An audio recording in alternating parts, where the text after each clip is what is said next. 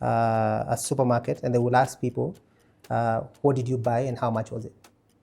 So what you bought and how much was it? If you knew exactly what you bought and how much it was, you were considered poor. If you didn't know, like, to be honest with you, if you know the price of salt, like, I will have a problem. Okay. Hey wadau manze, I wonder if you will agree with our guest Robert Mwangi's hypothesis of how Naivasha became a top sherehe town. Like the per diem, so you're telling us, you guys are going to make per diem. Even though notice, I think it has to be a certain man. Naivasha used to be the go-to place because it's exactly just outside of the miles that you have to go for you to achieve. Bana. Right? So no, wait. So, yeah, so Embu, so if you see, now you're seeing what I'm talking about. Here for the second time, Robert Mwangi is a trained cardiothoracic nurse with over 20 years work experience in the United States, but his understanding of the global finance system is mind-blowing. When they make money, they have to dump it, the Kenya, so if they're making it in Kenyan shillings, right? Obviously they're making it in Kenyan shillings. They have to dump the Kenyan shillings to translate it into dollar. At the point of translation, what happens to the exchange rate? So we lose its value, our currency loses value. Okay, I want you, and I've said that in 5 fingers. Okay, think about, we'll actually mention because it's actually public knowledge. Where every time Safaricom issues dividend, you can actually see correlation with the Kenya shillings. It loses value because there are a lot of people translating whatever they made in Kenya shillings into dollars to send it abroad. Hii ndio ile episode kuomoka will be redefined. So think about the US. You see how they're intertwined. So remember the place that has high density of fast food restaurant also has the highest density of hospitals.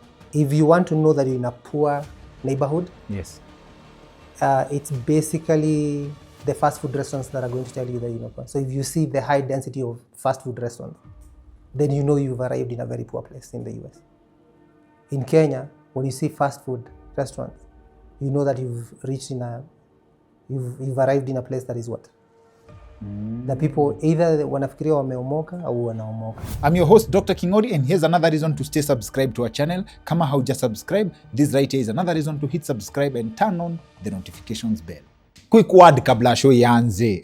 Leo acha nikuchanue about one platform that allows you to be where you are and where you wish to be all at the same time. For example, uko na kiosk kama ile shop ya mtaa, but at your disposal uko na all the resources you need to run a mega supermarket. That's Odoo for you. Odoo ni platform imeundwa na all the applications mtu wa biz anahitaji ndio systems ziflow. Ikuwe ni HR, ikuwe ni sales, ikuwe ni mambo na accounting, you name an application unafikiria biashara inahitaji ndio systems ziteremke fiti, Odoo wako nayo. In short, think of any business process, utapata Odoo has a tool for it. Now, tukirudi kwa hiyo example ya shop, wacha ni kuintroduce kwa application moja muhimu sana kwa retail. Inaitwa the Odoo Point of Sale, ama POS in short. Hiyo Odoo POS kwanza ni game changer na ni rahisi sana kutumia. Anyone can set it up, alafu kuimaster ni very fast. Now with the Odoo POS, unaweza handle all your retail operations in just a few clicks. Una click tu unapata full information ya product yako, from inventory uko nayo kwa stock to the costs and margins ya products zako. Na bado sijamaliza good vibes. The Odoo POS ina work both online na offline. So kama una work ama umeenda place hakuna mtandao, unafanya tu shughuli yako proper, alafu ukirudi online, the system inasawaza kitu automatically. Na bonus, unaweza set up kwa any device, ikuwe tablet, smartphone ama laptop. Sasa ndio time best ya kuingiza biashara yako kwa system ya efficiency na scalability, and it's very simple. Tumia link tumekuwekea hapa kwa description ya hii video to get started. And remember, the first application you choose on Odoo is free for life, including hosting and support. And as your business grows, unaweza enda ukiongeza more apps on need basis na unazipata na bei fiti. So, kama uko serious na kulevel up biashara yako, Odoo ni poa sana na legit ya kuingia next level. And it's very simple.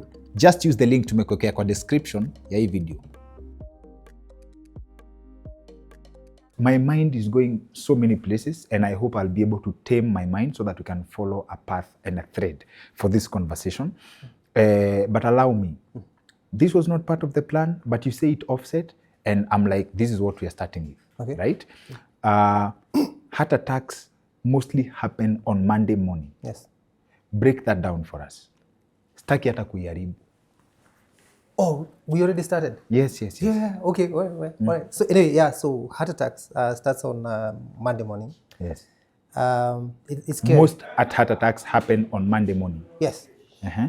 And I think it's by 11 o'clock, right? By 11 o'clock. Yeah. That because- is statistically proven. Yes, because most people are dreading on Saturday going back to work. Yes. Because it's like people having this bad experience at work to the point whereby it's almost like I would rather die than go to work. And when you're having a heart attack, basically you're attempting to die. And unfortunately, some people actually don't make it. And it's the pressure of going to work on a daily basis.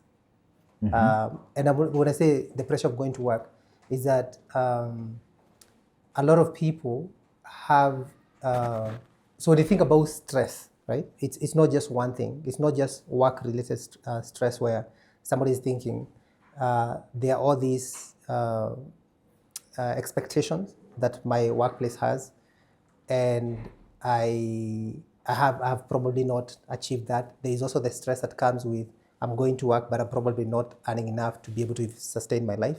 And it's like you can't leave that work with the amount of stress that you're facing because it's like your life is completely going to collapse, right? It could be many things. It's either people are being overworked, or like in a place like Kenya, there's power distance. I was telling you between, let's say, the CEO and the cleaner. There is such a huge distance between those two people, or somebody basically just a person and their manager. There is such a huge power distance that even simply walking into the office, they're shaking because they don't even know what to say. Yes, So yes, that's stress sometimes. But it's also coupled with other things. And I know we're going to deep dive into foods and lifestyle and how that relates to those heart attacks. There's one book that I need to add to my library, but I am not sure how I feel about it. It's a book where someone interviewed several people who are about to die, like conversations with people who are about to log out, right? In your experience as a cardiothoracic nurse, right, also exposes you to a lot of people who are about to log out. And I'm sure you saw a lot of people logging out. Like, this is the end. Did you ever, I don't know kama wewe ni kama mimi, but were you ever curious about how they process that before it happens? In terms of like the life they have lived, right? How they get there? Would they wish for more time? If that changes the relationship, do they regret they would have had a different relationship with time? Do you ever get curious about that? Like, because that's how my mind works. Those are the things I would probably ask. Yeah, I mean, obviously, it's like very few people who look forward to dying, right? So when you, I mean, and I say few people because I've had, patients in my career as a nurse who, like when they're 90, approaching 100, they're like, you know what, and they may not be having a lot of comorbidities or diseases that are going on. It probably was a fall and they have a fracture and they come to the hospital and they're like, you know what, I'm ready to say, to go, right? So you have like at the very end of the maximum life that we can live, 100 years old, somebody who is even very functional, sometimes they're like, I've seen it all, like I need to go home, right? No, for real? Yeah, so I've seen that. But then if you're talking about people who are, in their 60s, in their 50s, having a heart attack or having a stroke. I had, so it reminds me of a patient who they initially had what we call TIA. TIA is a transischemic attack, where basically you have like stroke-like symptoms where generally you lose one side of your body and probably you can talk because of certain things that are happening in your, in your body, right? So I don't want to be very technical. And the first thing, he was like, he's coming around and he's like, my truck. So that's the first, like he has a huge, manly truck. And the only thing that he was missing at that point is like, the fear that he had, will I ever be able to drive this truck? And unfortunately, the following day he had a massive stroke and died, right? So I'm just saying, most people who, you see, the thing is, and probably this is a good place to start. Chronic diseases, when you talk about chronic diseases, chronic coming from the word clock, right? It's not something, it's not like a cut, you get injured and you heal. Most of these things, when you talk about high blood pressure or talk about diabetes, you don't feel pain. We are socialized to think that if you are sick, you have to feel pain globally.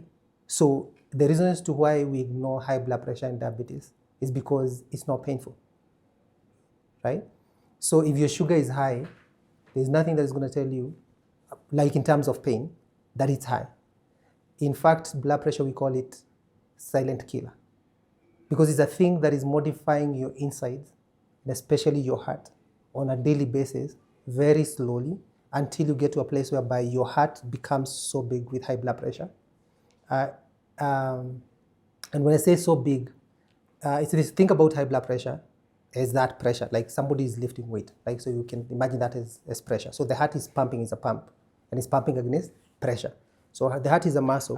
So yes. it thinks that for me to overcome this extra weight that you're giving me, I need to, lazima niunge, I have to gain weight. I mean, I have to build up more muscles, right? Yes. So the heart does that. It goes out of shape. When I say out of shape, it's what we call hemodynamic shape.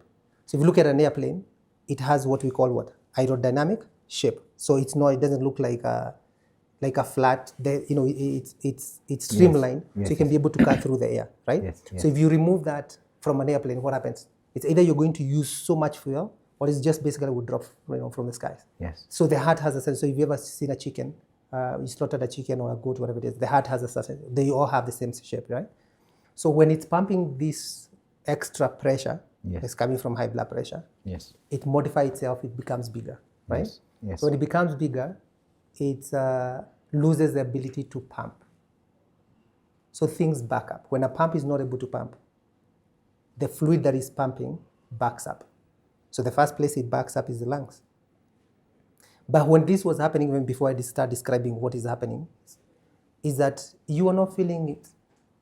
There is nothing that was happening. So it's silently killing you, and you have no idea, right? Yes. So, at the point that where people wake up and they're like, I need to take care of things, for the most part, sometimes it's too late. So it's actually being very aware in the beginning about lifestyle. It's not just one day thing. It's basically what I do on a daily basis. Yes. And I will personalize this a little bit. When I was 20, I was in nursing school. Yes. Thank you. When I was in nursing school, I had high blood pressure, personally, right? And I go to the university clinic and they tell me, oh, young man, you know what? They threw 2 pills at me. They never explained to me what is high blood pressure, and that there are certain things that will happen to me. I'll lose my kidneys. I'm going to have to, I will have heart failure. What I'm talking about, the heart enlarging, it's called, congestive heart failure. But then I was in nursing school, so I knew how to reverse high blood pressure. So I realized, so I was in the States. So in Kenya, I was riding bikes, I was walking a lot, right? So when you got, you're using a car everywhere, you're eating junk food, things that are very high in sugar, salt, right? You're stressed. So those are contributors of high blood pressure. So my blood pressure is up. But guess what? Within 6 months, I had reversed that. I never took 1 pill. And I'm not saying people should not take blood pressure medication, but it was informed by the knowledge of where I was going. So I saw myself 20 years from that point, so at 40, where I asked myself, because when you have high blood pressure, it damages several things. Damages things in your brain, damages things in your eyes, damages things on your neck, damages things in your heart and chest, your kidneys, and your legs. So think of kidneys. It's basically somebody is not able to make urine. So how many times do we pee in a day? We pee probably 2-3 times a day. Now think about your kidney shutting down because of high blood pressure, because they've been damaged because of that pressure, and you're not able to make urine. That means you have to go to dialysis 3 times a week. So I asked myself, 20 years or 10 years from now, would I rather be exercising 3 times a week or go to dialysis 3 times a week? I'm not feeling pain now, but I can take my mind 10 years from now and see that pain and endure the ability to, basically change my life so that I'm not eating things or I'm not having a sedentary lifestyle or I'm too stressed, that I can be able to manage that stress so I don't end up with that. Okay. Yeah. So we'll talk about stress. We have a segment on stress, and I'm actually interested in work-related stress. All right. So just to be clear, for someone watching right now, and probably they've checked now, they have signs of high blood pressure. When you say reversing, it is lifestyle and what you eat. Yeah. And lifestyle meaning not being a couch potato, right? You're not sitting all day. And we, unfortunately, but the more we advance, or the more we think we are making it in life, the less likely we are to work. Okay. So we think working is for the poor, right? Nasikia watu wakisema huko nje, watu wanatembea kama mifugo. Yes. Right? Working like livestock. Yeah. And so the thing is, it's like every person out there is thinking, for me to tell myself I made it is by working less, right? So basically, if I'm having a life whereby things, people are bringing me things, I'm not moving, it's like almost, like I drive everywhere, like there's no place I work. And that's the whole idea of the gym that has come in. But how do we explain that watu wetu wa kitambo, before all this technology, used to walk, and I think walking has been classified as the ultimate exercise. Yes. No gym can beat just walking. Just walking, right? Yes. So our kitambo people heard that, but the average life expectancy kitambo was around 48 years. Yes. Now, kuna hizo all the lifestyle nini, but the average life expectancy has gone up. Well, there is a bit of, so the majority, actually globally, so let's say in places like the US, maybe life expectancy is going to be like 72%, ours is 63%. 63% ama 63? I mean 63 years. Yes. 63 years. And I'm saying a percent because, anyway, 63 years, 72 years, right? So that increase from what you're saying, 48, people used to die when they're 48. It's mostly because of sanitation and drainage management and a bit of vaccinations. Okay. Proper vaccines, right? And I have to emphasize those words. Proper vaccines. Yeah, because there's a whole lot about modern vaccines. But anyway, so proper vaccines. When I say like TB, whooping cough, all the things that we get vaccinated when you're little. Yes. Those are gets the credit for increased life expectancy from when we talk about our grandparents probably died when they were 48. So you think about people who were born in the 30s. Majority of them by the time they are 40. If you think about that most of that increment in life expectancy is mostly from sanitation, meaning managing drainage systems in the cities. Master and suit. Huh? Master and suit. Yeah. So so it's managing sewage. So basically public health. Okay. Right. Public hand washing, access to water, access to drainage system, and vaccination. So that's what has increased a bit of that. So I'm glad we started that conversation from your cardiothoracic. So I have two things. So I want to be very careful about how I approach this. Sijatoka hapa kwa you watching people logging out and how you process that, right? Versus if we solve like things like from this book. This is ideally my new favorite book from someone from Africa, okay? And I'll say that broadly, I'll explain. So now, when you say, ukisema ati you can reverse things like high blood pressure, right? Or diabetes, yes. Or diabetes. Yeah. To put it bluntly, and to summarize, because it's a very long conversation, if that was to happen, the economy of a country like the US collapses. No doubt. Let's break it down. Like ukisema, there's I don't remember the exact number in percentage, the percentage in which the economy of a country like the US depends on medication, on healthcare. So let's do simple calculations. Yes. It's like, and I've tried to do that in dollar altar. And the reason why I call it dollar altar is that people are being sacrificed on the altar of the dollar. Right? And that's why it's completely red, right? And this is how. So again, coming from, so the background is, so I'm coming from, way south, the University of Alabama in Birmingham. And I would actually tell you, within 2 hours of applying work, I had gotten my job. As a cardiothoracic nurse, right? ICU nurse. Yes, Okay. that's their, Within 2 hours of applying for a job. Yes, right? With bonus. What does that mean? Like Umeongezwa mshahara kabla hujapewa kazi. Sijafika. And that's basically like 2,500 miles away, right? So literally. No, you applied, 2,500 miles. From Alabama to California, right? Okay, yes. So the thing is, what I'm trying to say is, it's like there was demand. But when you think about that demand, what it means, there were a lot of sick people. Okay. So the way to look at it is there were a lot of sick people and they need help, right? So I am so fascinated. Cardiothoracic ICU is where you do open heart surgery and patients are recovering from open heart surgery and you, in fact, I was going to read you a poem about what I ended up thinking about my job. Because when you think about cardiovascular illnesses, right, much of obviously why somebody's going to go to a cardiothoracic ICU is because they have had a heart attack. And what is a heart attack? So I told you most of the things that are happening in the blood vessels, the vascular system, it's either things are leaking or they are clogging, right? So with food that is high in cholesterol and stuff like that, there is a clogging that takes around the blood vessels that feed the heart. So those arteries, once they clog for whatever reason, right? And mostly because we call it plaque. Whatever, if that plaque, if there is no supply of the blood in a place because a place has clogged, yeah, that place dies. So we give it a big name, we call it myocardial infarction, but it's simply we are saying that there is a wound that is developing because that place is not getting oxygen, right? So that's what we call heart attack. And obviously somebody's going to have a lot of chest pain and it's radiating to their jaw and to their neck. So if you think about, so when you come into cardiothoracic ICU, what we're doing, we're literally taking a pipe, a blood vessel from your leg, and putting it around the place that has blocked. Putting it around? Yeah, just to bypass the clot. That's what it's called.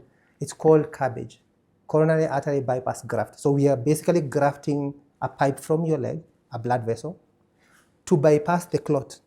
So we literally have to open up your chest, right? Not me, the surgeons, and literally stop your heart, hook you on a machine that takes the work of the heart and the lungs, so we can bypass that clot. This is a new level ya kufungua roho. Or bypass that, yeah, kufungua?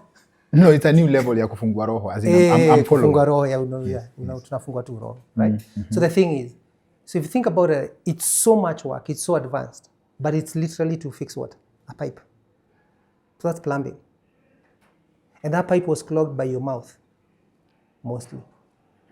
So all that you needed to do is shut your mouth, and I'm sorry for using those words, and there is a place I've said, like basically sometimes we just need to shut our mouth. Or mind what you allow into your mouth. Into your mouth, yes. Right? Because it's clogging our hearts. And now we have to get somebody to open our hearts, to fungue roho ndio, to fix the plumbing.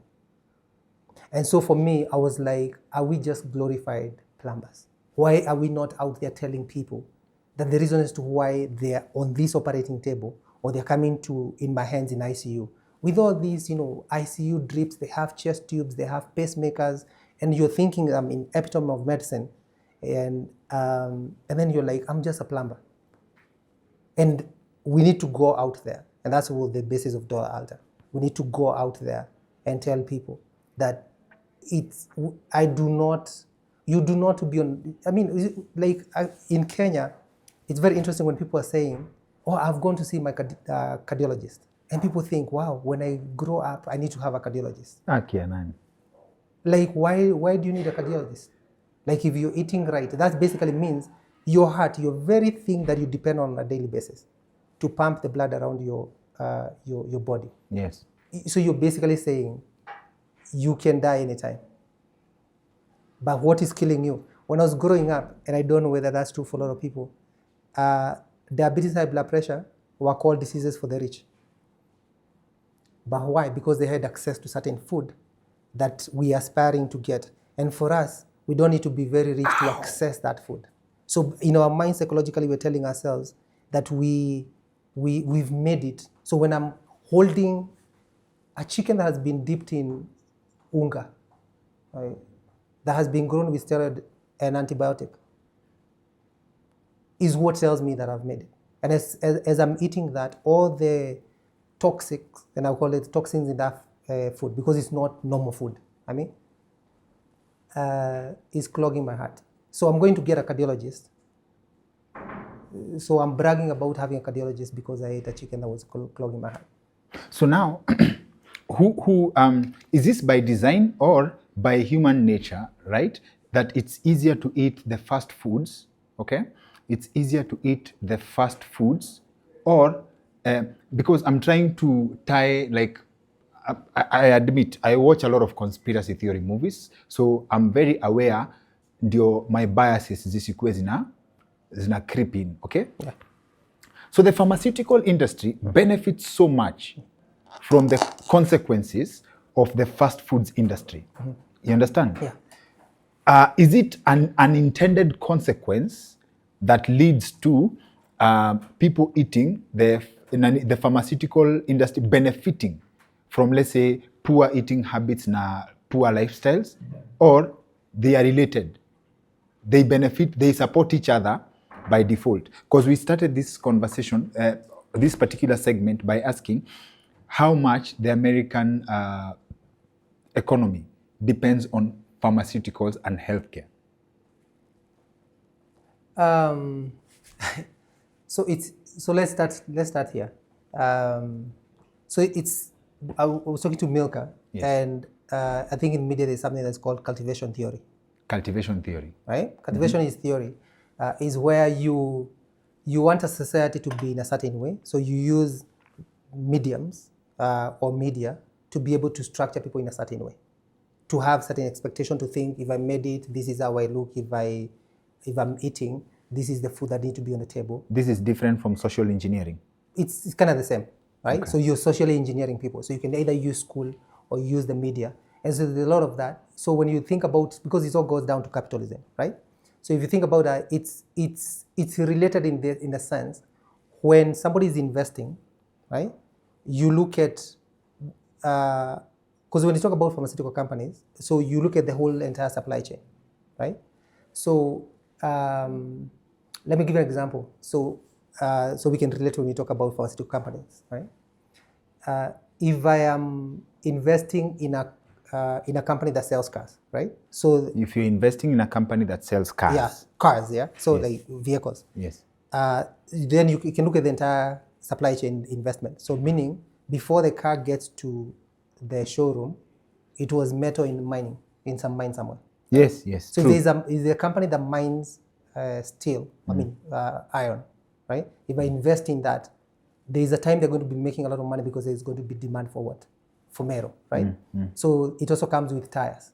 So if those tires come from rubber, if there's a company that has large plantation that sells what? Rubber, I invest in that, right? So I'm just saying, so from an investor, so I will be investing in that entire supply chain. And eventually now when they have made enough cars and, there is now a separate company that is selling cars, I will also invest in that.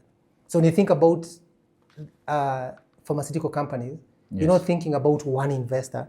It's many investors that have invested in this entire supply chain. So technically, they may look like they're owned separately, but they have a lot of ownership, Intertwined interest. Yes. Exactly. So such that now in healthcare, if you think about, let's say, a place like the US, if you want to know that you're in a poor neighborhood, Yes. it's basically the fast food restaurants that are going to tell you that you're not poor. So if you see the high density of fast food restaurants, then you know you've arrived in a very poor place in the US. In Kenya, when you see fast food restaurants, you know that you've arrived in a place that is what? The people either wanafikiria wameomoka au wanaomoka. Yeah. Right? Yeah. So this is a problem. So when I'm saying cultivation theory, is that in capitalism, so there are people who've invested in these ideas, so they know. So in the US, it's actually structured, and I like using the US because Dollar Alta is warning us from copying the entire model of what the epitome of capitalism is the US, and realizing just how that dangerous is for the entire society. Meaning, so think about the US, you see how they're intertwined. So remember, the highest the place that has high density of fast food restaurant also has the highest density of hospitals. Okay, first of all, so that we are on the same page, Yeah. tulianza na if in America, if you see many fast food joints, Yeah. that's the sign of a poor neighborhood. Yeah, poor neighborhood. Yes. In Kenya, if you see that, that's a sign of We're making it. we are making it. Yes. So our rich neighborhoods are slums in America. That's just to We are food-wise. food-wise. Yes. Okay. Yeah, Sawa, food-wise, sawa, yes. sawa. So, So now yeah. the areas with the most fast food joints also signify the areas with the most hospitals. Yes, and it's very sad that an ambulance is like you see movies, right? Western Yes. movies. An ambulance is going to respond on average within 2 minutes of, let's say, heart attack. Somebody has called in 911 and a heart attack has happened. So within 2 minutes, that AMR or basically ambulance is already in your doorsteps trying to come to rescue you. Yeah. Yes. The reasons why they're able to do that with data now, you can position an ambulance close to where predictive data has told you a heart attack is going to happen. Predictive data ama ukiona mtu amenunua kuku unatokea na ambulance. So technically, unaweza mfuata. So Yes. technically, so data is basically telling you, and the spaces that, so the spaces where you're going to have those 911 calls where somebody is having a heart attack or a stroke, because they are related, clogging hearts, clogging pipes, is in those neighborhoods. And this is why, so remember it's a poor neighborhood. So I call them plantations, just like slavery plantations. Yes. In those poor neighborhoods, that's where the hospitals harvest majority of their income. Why? Because when this person calls, by law in the States, and that's why now capitalism comes in, so they influence the law. When you call 911, you are taken to a hospital. The hospital does not have a choice but to attend to you when in an emergency, like a heart attack or a stroke. Yes. Right? So when that happens, so who is going to pay if you cannot be able to because you're poor? Is the government. Where does the government get the money from? Taxpayers, right? So basically hospitals just need to position themselves close to where they know they're going to be getting what? Patients. Yes. Right? So when I say hospitals, for me it's that entire healthcare system where there is actually it's a misnomer, there is no care in that. And there is no care, there is no health, right? In that healthcare system. Because now this person is going to come in and think about the economic activities they're going to generate, because they first employing this ambulance, they get to the emergency room, think about the emergency room staff, the doctors and the nurses that are receiving you. Then you rush to operating room to operate either your brain or your heart in cardiothoracic ICU. OR, and then you taken to ICU. Then basically you may not make it. You do not die, but basically you have to go to a rehab. So basically, if you think about the amount of income or economic activities that are generated by this sick person, it's immense. And I think I should have said in the beginning, when I was writing the book, a third of the US economy, about $6 trillion at the point, was based on diabetes and high blood pressure. Just high blood pressure? Diabetes and high blood pressure. Diabetes and all and the high... things that happens after diabetes. That's over 30%. 30%. Okay. 33%. 33%. And that's 100 million people. That's the number we're talking about. So now, first of all, can we say that authoritatively, as human beings, if we were to face the facts, fried chicken, fast foods, na chipo is killing more people than terrorism? Yeah. I don't know. Can I read the point? Is it because I feel like this is gonna make a lot of sense. So it is killing. I mean, if you think about the people that die on a daily basis because of actually the number one killer in the Western world is heart attacks and strokes. Like I think strokes have about 600,000 people that die every year. And we will trace that to chicken, deep fried. Yeah. That chicken. So it's not just the chicken. So when you talk about fast food, chicken, fries, burgers, kila kitu. It's basically food that is very high in fat, very high in salt, very high in sugar. So those are the 30 things that are killing people. And actually, you see, let's come home. We were studied about 2012. We were studied. There is a very good article. I think it's in Morning Star. It's called rising income, changing tastes. And so basically, it has been noted anywhere in the world, when people make more money, the first thing they want to do is eat more. So if people are coming from poverty, and you can say our Africa, Kenya, we're not how, in terms of, you look at the ability to afford things. If you look at the 90s, early 2000s, it's just now that people are able to quote unquote afford certain things, right? So we are coming, you can say ideally we're coming from scarcity, and we have a bit of, I think our economy has been classified as a middle earning economy, right? So when people are poor, they're always dreaming to eat more. And the most thing that they're craving on that plate, the largest percentage is the meat, right? So when you think about it, so that plate was studied. So there's somebody who saw 10 years ago. So you think about 2012, that's how many years ago? So that's 15-ish, 14 years ago, right? So looked at us and was like, okay, these people are earning a little bit more money. Psychologically, we know when globally people are coming out of poverty, they are earning a little bit more money. What they want to do is eat more. So what do we need to do? We need to invest in that. So there are a lot of young people. There's a lot of high population in those countries in Africa. So what are we going to do? So that's what I was saying, cultivation theory. So you start cultivating these people to think that, oh, you know what, when I'm eating... you are about to mention it, and I'm also about to mention it, because I know, like, oh, CG, this Nini is coming to Kenya, the brand, so we feel like, oh, Nini is in Nairobi. I mean, like, see, okay, see Kakamega. Yes. So it's coming. So, like, in fact, the first one that was opened here, the restaurant you're thinking about, it was people coming from Dubs, right? Yes. And they were carrying that chicken, and then the owners of that restaurant, they realized we actually have a market, because literally people were carrying a fried chicken from Dubai, right? And then they realized in Kenya they have a market, and they opened it here.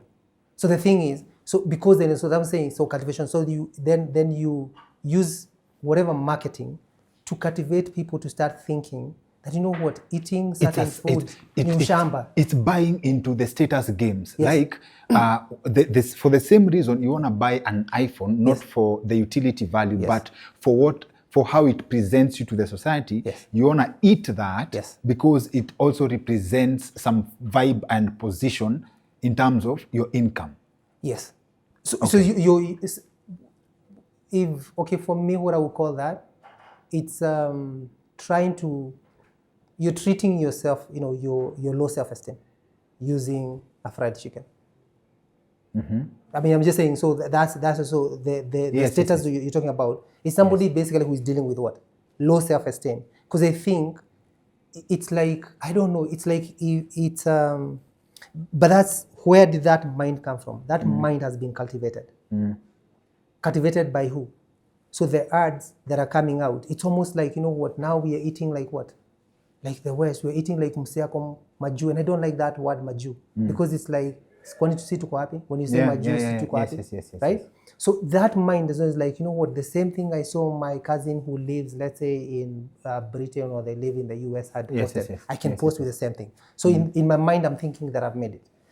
But so over time, if you look at the last 5 years after COVID, and I think that was the inauguration after COVID. I mean, so other restaurants were closing down, but what were the restaurants that were opening up during COVID and after COVID? So I feel like that was, part of the, inauguration, where now all of a sudden, like, you have chicken, fried chicken, pizza, sodas, I mean, just fast food everywhere, right?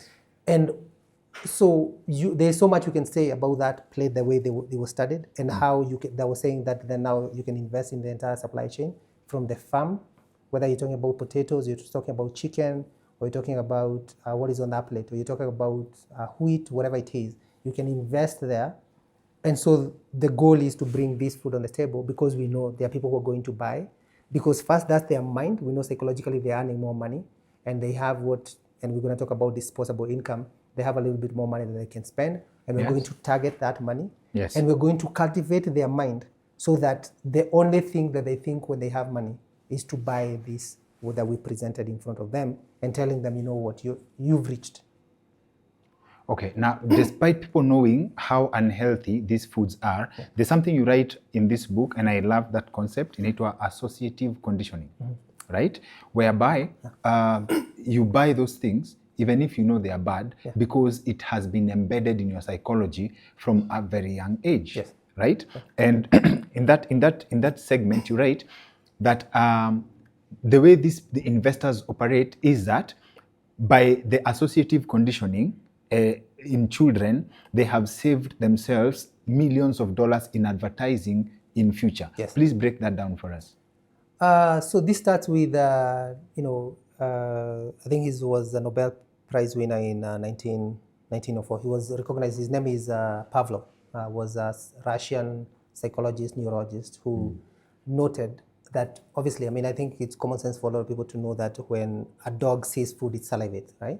So in psychology, so they were studying the idea of switching, because you think about the food is a stimuli that makes the dog respond in a certain way. Yes. So the dog is responding by salivating. Yes. So he sought to say, can I replace the food with something else and still have the dog salivate? So what he would do every time the dog in the experiment, every time he would bring the food, he would ring a bell, so that the dog is salivating, but at the same time, it's also subconsciously recording something that is associated with the food, right?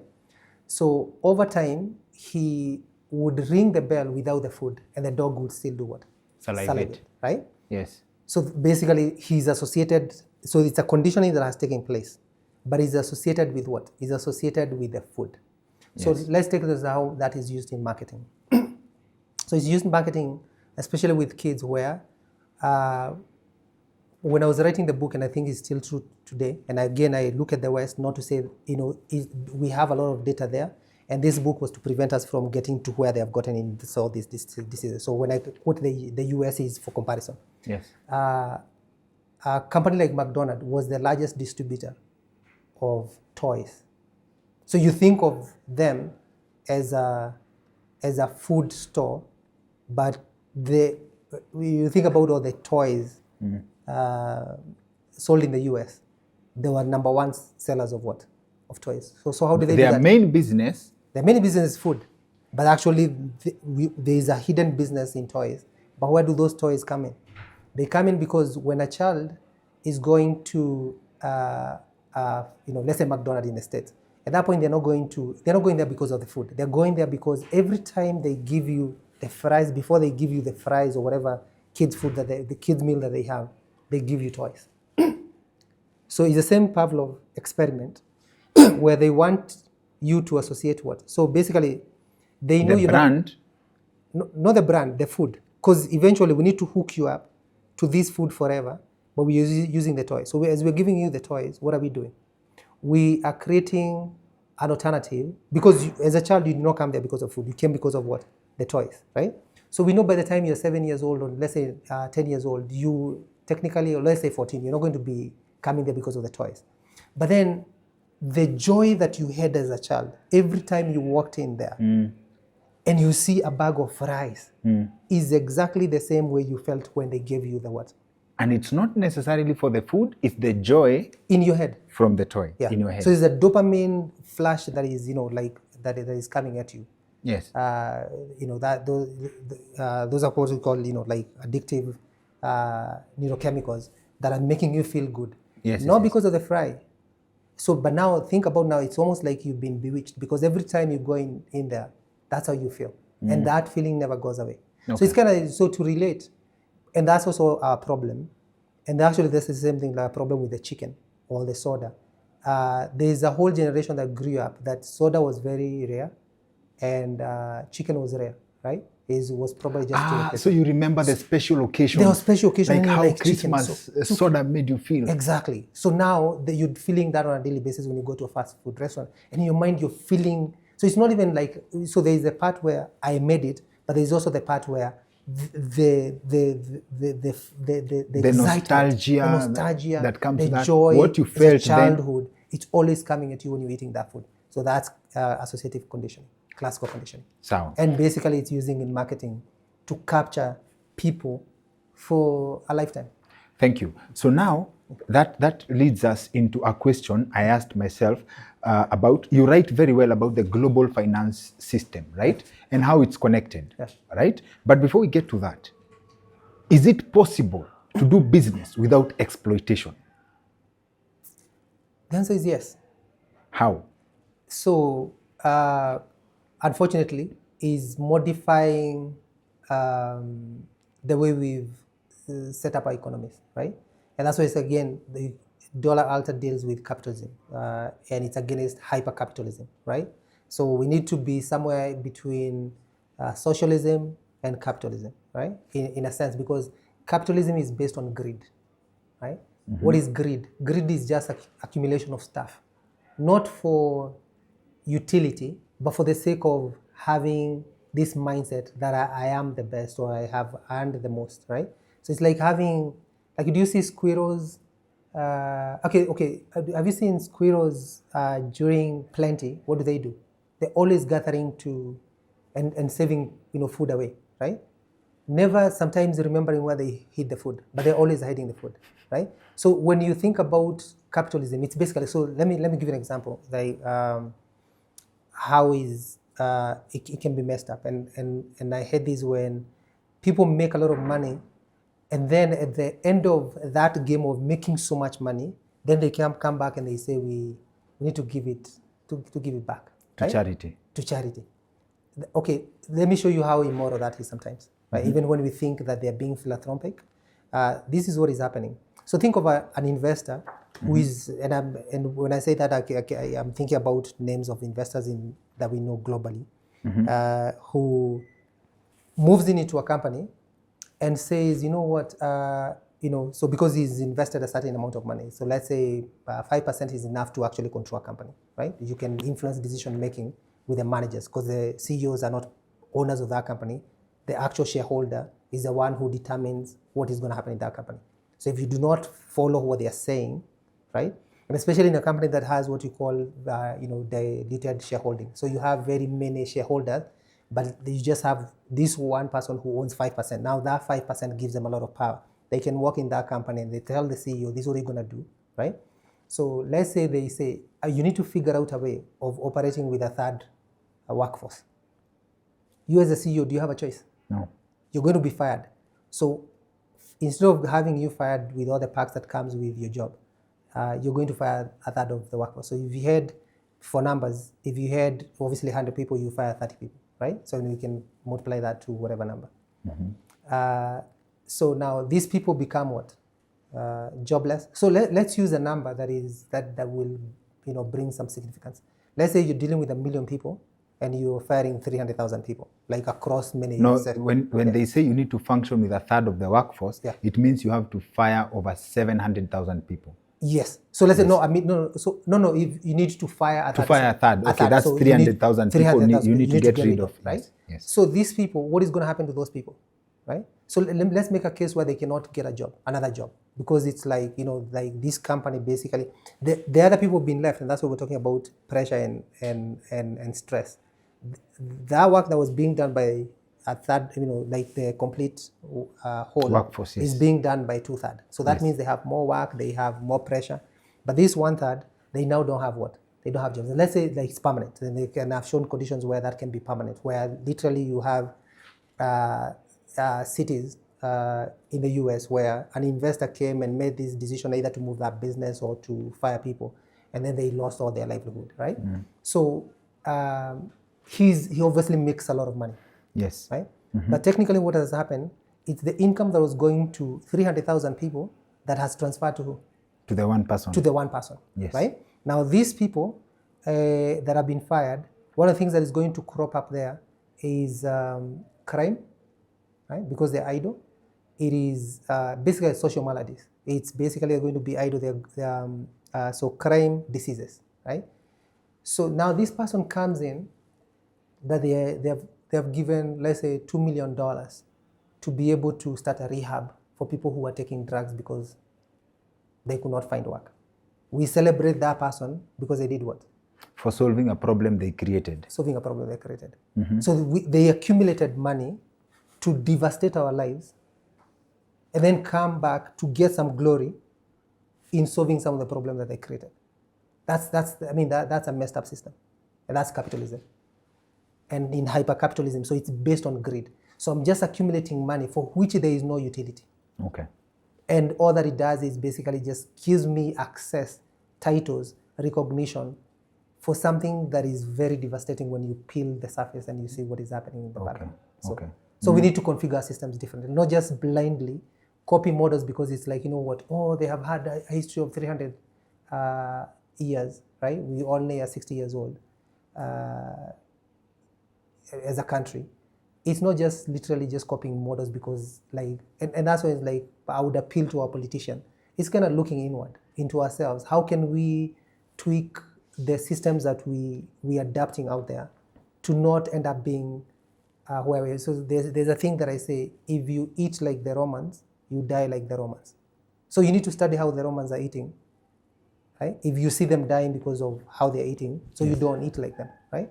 So there are things, so it's kind of looking at that system and saying, okay, there are things that have worked, what can we adapt? And what can we internally generate and configure things in a different way so we're not just blindly copying systems that are placing us squarely on an altar to sacrifice us for money, right? Dollar altar.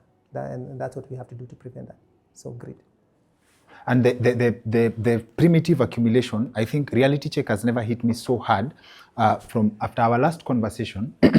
The idea of siphoning money to send it outside the country. Yeah. And then, Juicy, I stumbled upon a video online about a real estate agent in Dubai being celebrated, in fact, being awarded by the company, right, for hitting targets. And because he sold, I think, 10 units, 10 two-bedroom units, okay? And it's a lot of money. I think, is it $10 million, if I'm not wrong? Yeah, 5 units, $2 million each, that's $10 million. Yeah. So he had met the targets. And guess who had bought those units? A Kenyan. Bring that down first, and then we'll get into the details. So how many units did you close? I closed 6 units. Okay. Yeah. How much was the deal for? So around 10 million. Wow, 10 million. Where was he from? He's from Kenya. Wow, Yeah. Kenya. Everyone wants to know what did he sell? Alright. We sold 2 bedroom plus pool, 6 units in Benghazi overall. Wow. And each price is around 2 million. Wow, so total of more than 10 million. Yeah. Big round of applause. 24 deals. So now, yes. So there are people, like you take $10 million out of Kenya to invest it. That's over $1 billion shillings. Yeah. An individual to invest in Dubai. Yeah. That is money that's going to that economy. Yeah. And does not have a way of coming back. Yes. Yeah. That's, by the way, you can't bring that money back. Yeah. That's money that's going to employ people there. That's a squirrel that is accumulating money that they will never use. It's just hype. You see, like the way we're talking about, people buying land, plots everywhere. Not necessarily because there's any utility, but because it's like we have this culture where if people decide, people are moving in Namibia, and we all basically like a culture. We all start doing whatever it is that we hear people are doing, and we don't realize that there is somebody. So there are people who positioned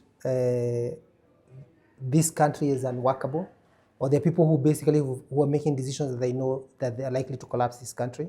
So they start hyping that you need to have investment where? Abroad. So basically, these are people sometimes who are siphoning and stealing money. It's not, some of it is actually not genuine wealth that has been created genuinely. It's literally you've created siphoning tools in government to extract money to go and hide it where. So it's actually not investment. It's actually stolen wealth that is hidden in some of these places, right? And it's actually very sad because it pains me every time. I don't know how many times I've gone through, either it's Qatar or Dubai. And when you see a black figure in front of you, you know that's a Kenyan, it's an airport, and do you know what that person is doing? Is cleaning toilets. So somebody stole $1 billion shillings, went And when there's another one who probably made it genuinely and went and invested it there. For a Kenyan to go and wash toilet in that building it does not make sense. Where we could actually create manufacturing industries.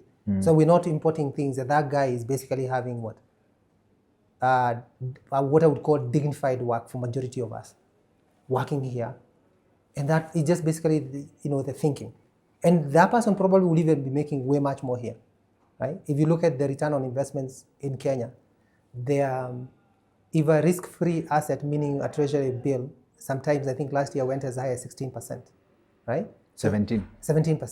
So 17%, that means for a business to be able to, in that environment, has to make more than 30%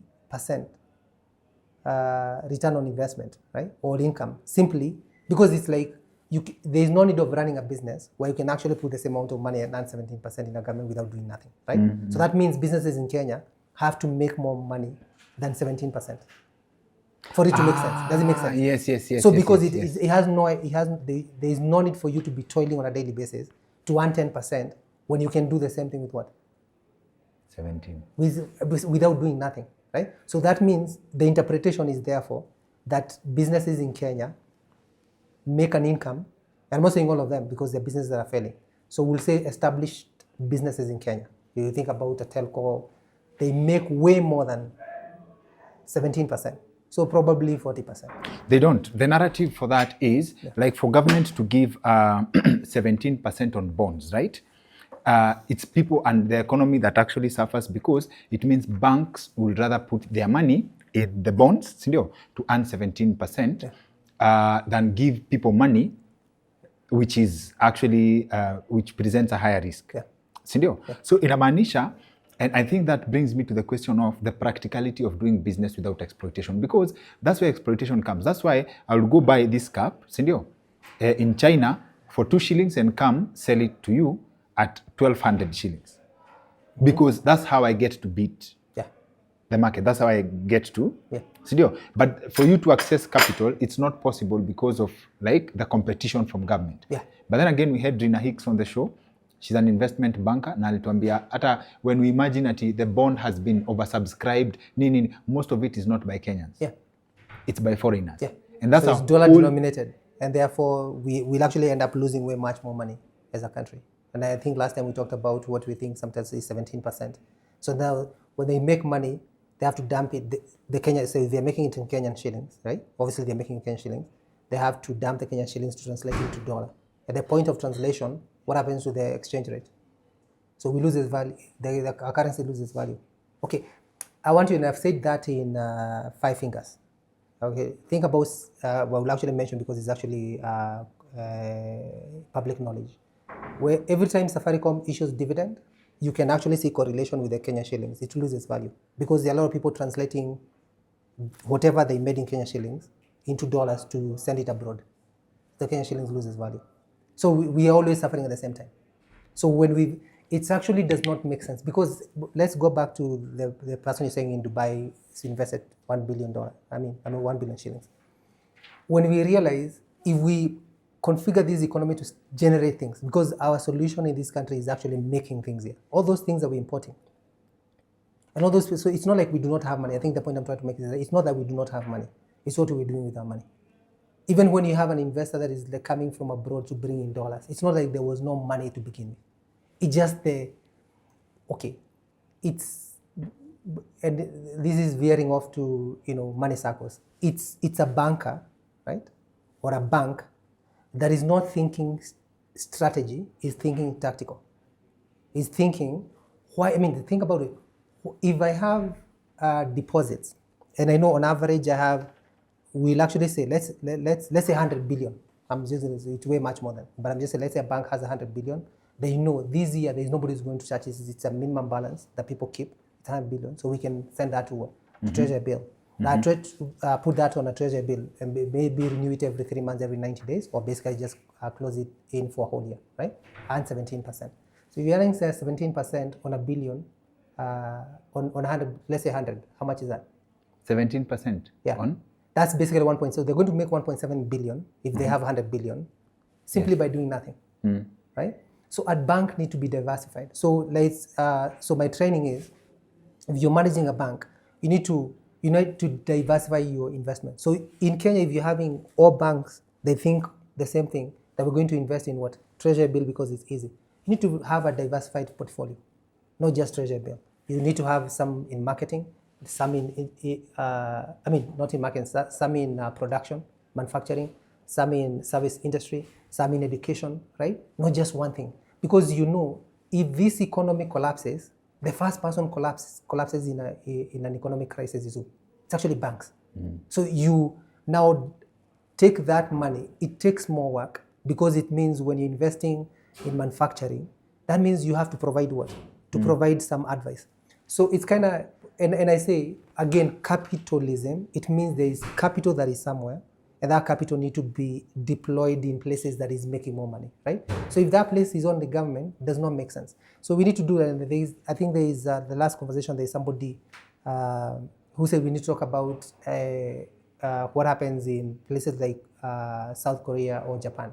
They have what they call Jaibo or Keiretsu, which is a conglomerate where at the center of every name that you know, let's say you think about Mitsubishi, you think of a car, but they own a bank called Mitsubishi.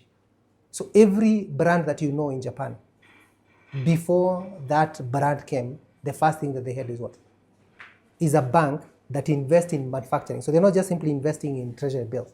They literally have decided. So think of any name in both South Korea or Japan, at the center of that brand, doing manufacturing, whether it's huge equipment like in power generation, or it's car, or it's machinery, or it's airplane, whatever it is that they do, or it's fridge, or it's freezers, whatever it is that they do that requires a lot of capital. At the center of that is a bank, a deposit-taking bank, so that they're able to finance that production. Unless you configure. So in the US, that capital is what? When people want to raise money to do big things, they don't go to banks. Where do they go to? They go to the capital market. They issue shares and people buy. So you basically, instead of this money coming from the bank, it's coming from people directly to finance the ideas that you have to generate income or to generate, to manufacture things and therefore create economic activities, right? So in Kenya, what do we do? So the banks, the capital that we have, what does it do? It's basically stuck in treasury bill. And basically you've assigned that capital, that money, to a system that is corrupt.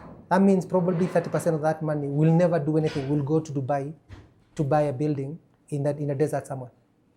You know, I have newfound respect for the late Tanzanian president, Mwalimu Julius Nyerere, because I will reiterate this. There's a clip of him on YouTube talking about investments with the countries, Zamaju, right? Yes? Oh, yes. Countries abroad, right? The foreign powers. Yeah, so of course. So there's this thing that investors wanted, the kind of deals investors were looking for. For him, he was negotiating for, if you come invest in Tanzania, right? If you come invest in Tanzania, let's make sure that before, you don't repatriate your profits minus taxes. Yes.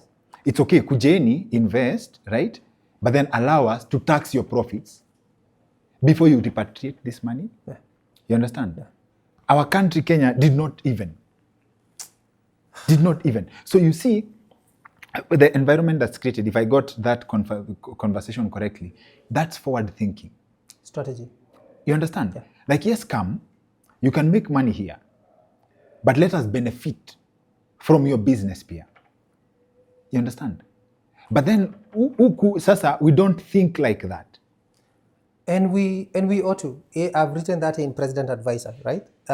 Because that's advising policy. Actually, what I attempted to do with this book is advising what? Policy, where you look at certain countries, it is so hard for somebody who has made investments, so that's called foreign direct investment, right? So there are laws on, I was actually proposing at some point when our crisis was in a crisis. I think the dollar was trading at 160, right? And I don't know. Anyway, so we can talk about what has maintained it where it is, because there are a lot of theories I can bring about. But when it was in a crisis, it's basically saying you can bring in, and the thing is, you should not be asking the investor, let us, why, I mean, you're a sovereign country, why are you begging somebody that come invest, but allow us? You're the one who's supposed to be making policies, right, to police that investment, saying, yes, you can invest here. There is a certain ownership that we cannot give you 100% ownership in certain situations, right? Or whether it's land or it's in mining, and obviously there are certain things that are hidden in conservancy in this country that, you know, that the other things that are taking place. So you say this certain number of ownership has to be Kenyan, and this is X amount of money that you can expatriate or repatriate to your country, right?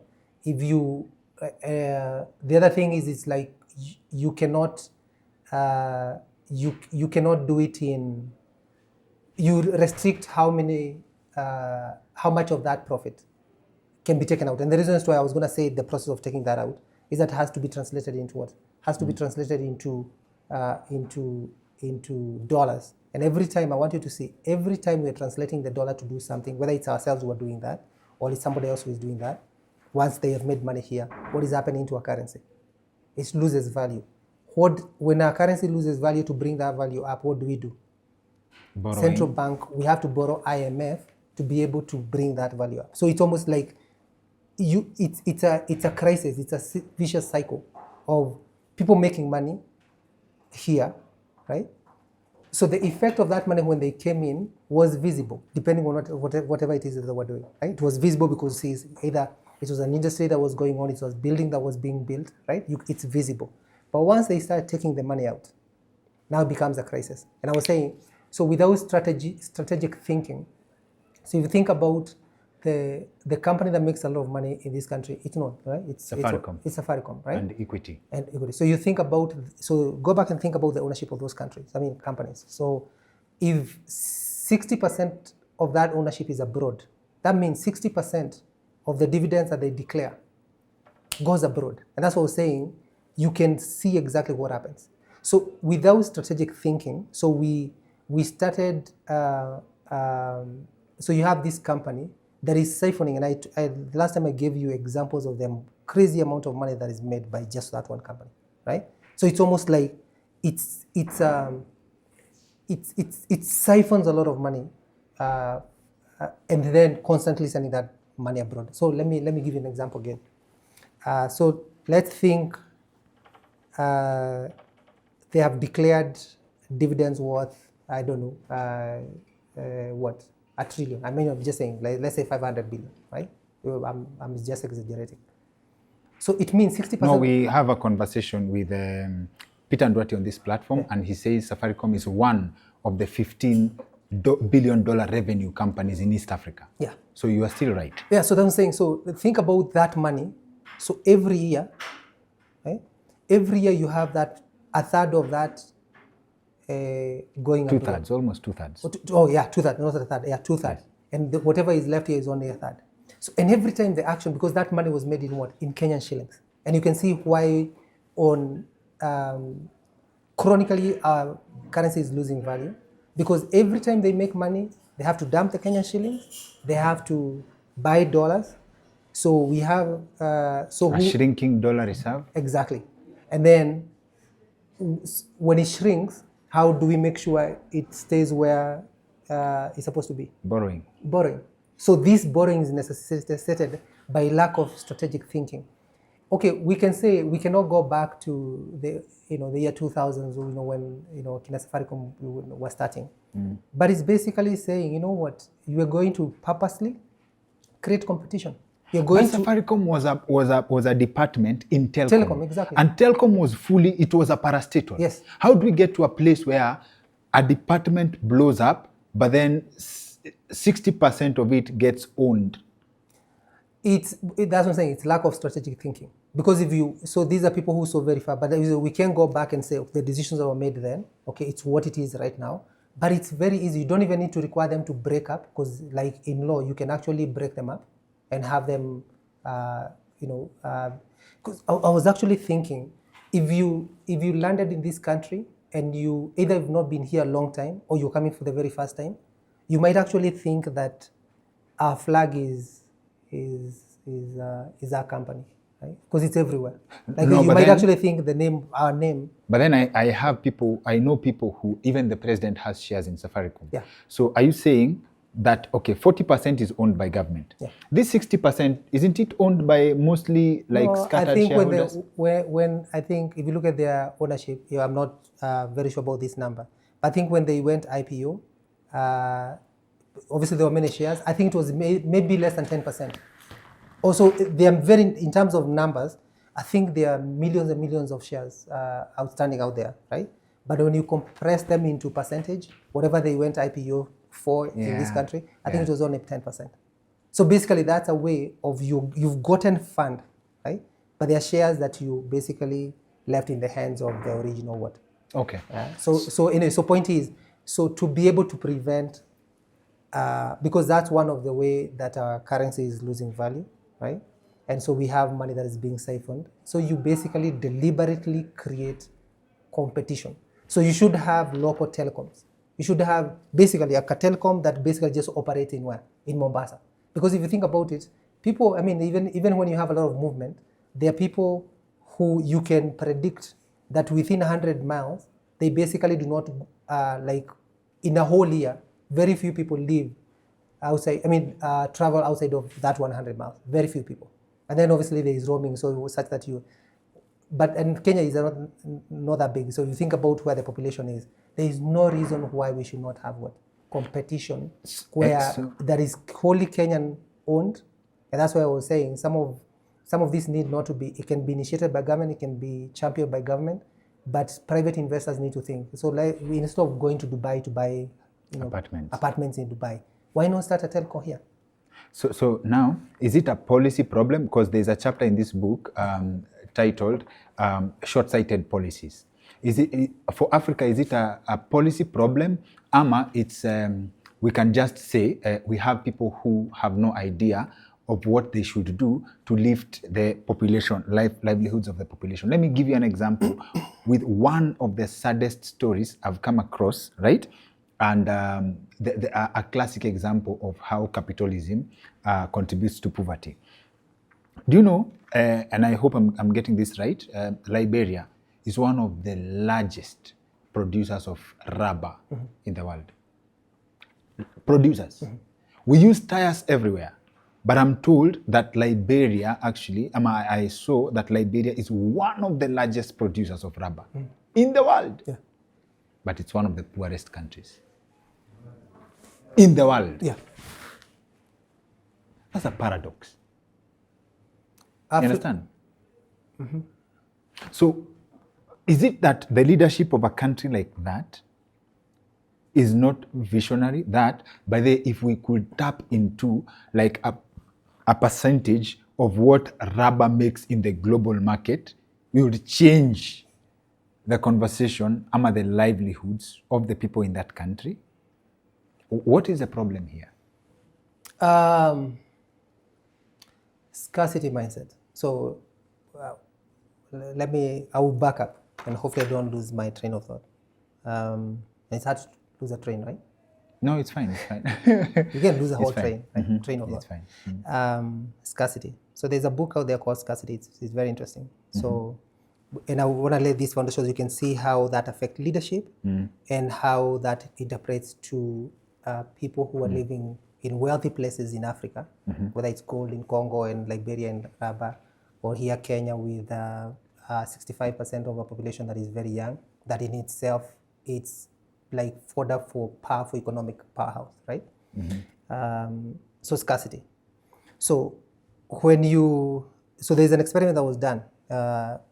These researchers were categorizing people into two categories, poor and rich. It was very simple. They stood in front of a supermarket and they would ask people, what did you buy and how much was it? So what you bought and how much was it? If you knew exactly what you bought and how much it was, you were considered poor. If you didn't know, like, to be honest with you, if you know the price of salt, like, I will have a problem. I, Right? Okay? I. So now that's so you put so it's not poverty as you're thinking. So scarcity.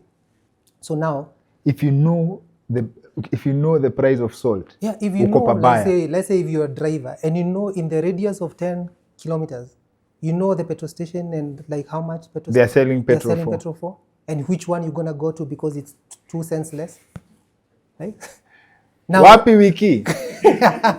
now, so now you and I can tell. Let me show you how that. So and we'll go to leadership. So you remember we're going to leadership. That is equivalent, and I will show you the power.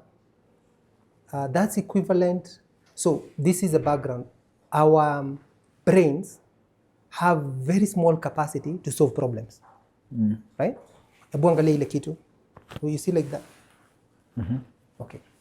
But if you looked a little longer, I would have taken your pen and you would not have known that I took a pen. Because I give you a problem to solve. Yes. Right? I gave you a problem to solve. Yes. And you completely became blind to everything else. Yes, So yes. our brain always processes one thing at a time.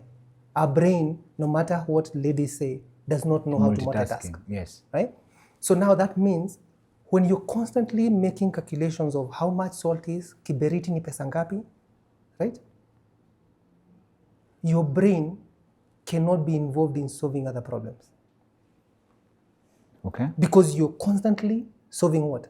So if every day you're waking up thinking, what are you going to eat tomorrow? I can tell you, you're not thinking strategy, you're thinking tactical, you're thinking tomorrow. You're always blind past, what day is today? Past Sunday, 3 days from now, you're blind. There is nothing that makes sense. Because you only, just like the way ng'ombe inaamka and you're only thinking about, like nyasi, yenye italetwa, that's the only thing you're thinking. You're not thinking about hay, it's season for making hay. You're only thinking about what is on. So constantly your brain is doing what? Calculation. That's what I call economic jiggers. Economic jiggers because if you think about a child that is so bright, but is in class and like they have, whether it's lice or whatever it is, they're constantly scratching. That child, no matter how bright they are, what are they doing? Solving problems. They cannot concentrate. So think of a member of parliament in Kenya. A member of parliament does not wake up thinking the problems that are bedeviling this country. You know what they're thinking? The next election. No. Before next election, how you measure one of the best rated member of parliament in this country is rated based on putting tiles in a classroom. No, really. No, I think those are economic jiggers. So let me show you why. Because constantly they are thinking like simiti talk happy. Tells that person actually been out there saying that they were themselves negotiated this contract with what? With painters, so that's what you're doing on a day. I'm saying those are economic jiggers. Because the problem is talking about requires what? Strategic thinking. okay. So But that's one of the most strategic thinkers we have in the country. So you're not even thinking about how to manufacture this tire in that constituency. What are you thinking? Okay, let me say, so we are training kids in a place that has what? Tiles that either probably were imported or were made by a monopoly so that they can grow up and work where? Are you seeing? Those are economic jiggers. Okay. In other places, when you become, let's say, a president, you are supposed to give up the control of all your companies. Because we pay you not to think about how your businesses are doing. Yeah. Because you cannot, I can tell you, the way I took your pen, if you're thinking, like tourism is low, how can we be able to increase marketing? Let's say I own a hotel, I'm trying to increase occupancy that morning. And you're running Kenya, you cannot be able to do that in whichever capacity. Whether you're a minister or you're a president or an MP, you cannot do those are economic jiggers. And most of our politicians, and it was very fascinating to learn this, that most of our politicians have hotels, not because they have invested, they are passionate about the hotel business, but because when they get to office, you can make money from conferences, you can make money from meetings, not because... on the flip side, actually, your business cannot thrive independently with you out of government. So basically, that's what I say, economic jiggers. So on a daily basis, what do you think? Occupancy. So you have to influence for conferences to be made. like the per diem. So you're telling us, you guys are going to make per diem. Even though notice, I think it has to be a certain man. Naivasha used to be the go-to place because it's exactly just outside of the miles that you have to go for you to achieve per diem, Ai bana. right? No, wait. So Embu, so if you see, now you're seeing what I'm talking about. So if you look at the radius where those hotels are, it's exactly where the government office, who have a boardroom where they can meet and have this conversation. But their motivation is what? Per diem. So they see it. So it's it's not win-win. It's eat principle, right? Where now the person who is making decisions on that per diem is going to benefit because they're going to actually make it a 1 week thing. There's a radius out of which you qualify to make money out of the office. Exactly. So there is travel allowances, there is per diem. So they will have those. So in Naivasha used to be. So look at that radius from Naivasha around Nairobi. 100 kilometers. And that's why you have most of the so that's what I'm saying. Those are economic jiggers, right? And I not to throw it away, but I need to say something because you see, like Gen Zs, because I know most of our watchers probably are that age. There is something I call digital jiggers. So if you're constantly scrolling your like on your phone, those are digital jiggers that are constantly engaging you because you have to process all that information that you're processing on a daily basis. Now, so when the MP is dealing with economic jiggers, Gen Z is dealing with what? Digital jiggers, right? So that's the problem of leadership because now that person, and you've said it's actually very sad because the person I think we are referring to is one of the most brilliant economists I've ever had to and meet. he's brilliant. But I'm just saying, by his job, and I'm saying, and it's not to roast him. And he said, like Itambo, it's like his job, the way he's gauged by his constituency, just like every MP, is how many classrooms that you built. Like those are the people who make decisions on where this country is going to be. And unfortunately, his job has inflicted with him with a facility that we think it's money that you dish out for your re-election, because that's basically the calculus to be re-elected perpetually. And as an MP, you can be re-elected perpetually. So now, when your mind should have been thinking about what this country needs to do for as a vision, and that's why Kibaki was powerful in the sense that he was not just thinking, because you think about if you're in the year 2000 or 2005, I don't know when Vision 2030 came, that he's thinking beyond his reign. And he came up with what? Vision 2030. So do we have people who are thinking beyond when they're not going to be president? Beyond when they're going to be MP? That's strategic thinking. But you cannot have economic jiggers on a daily basis.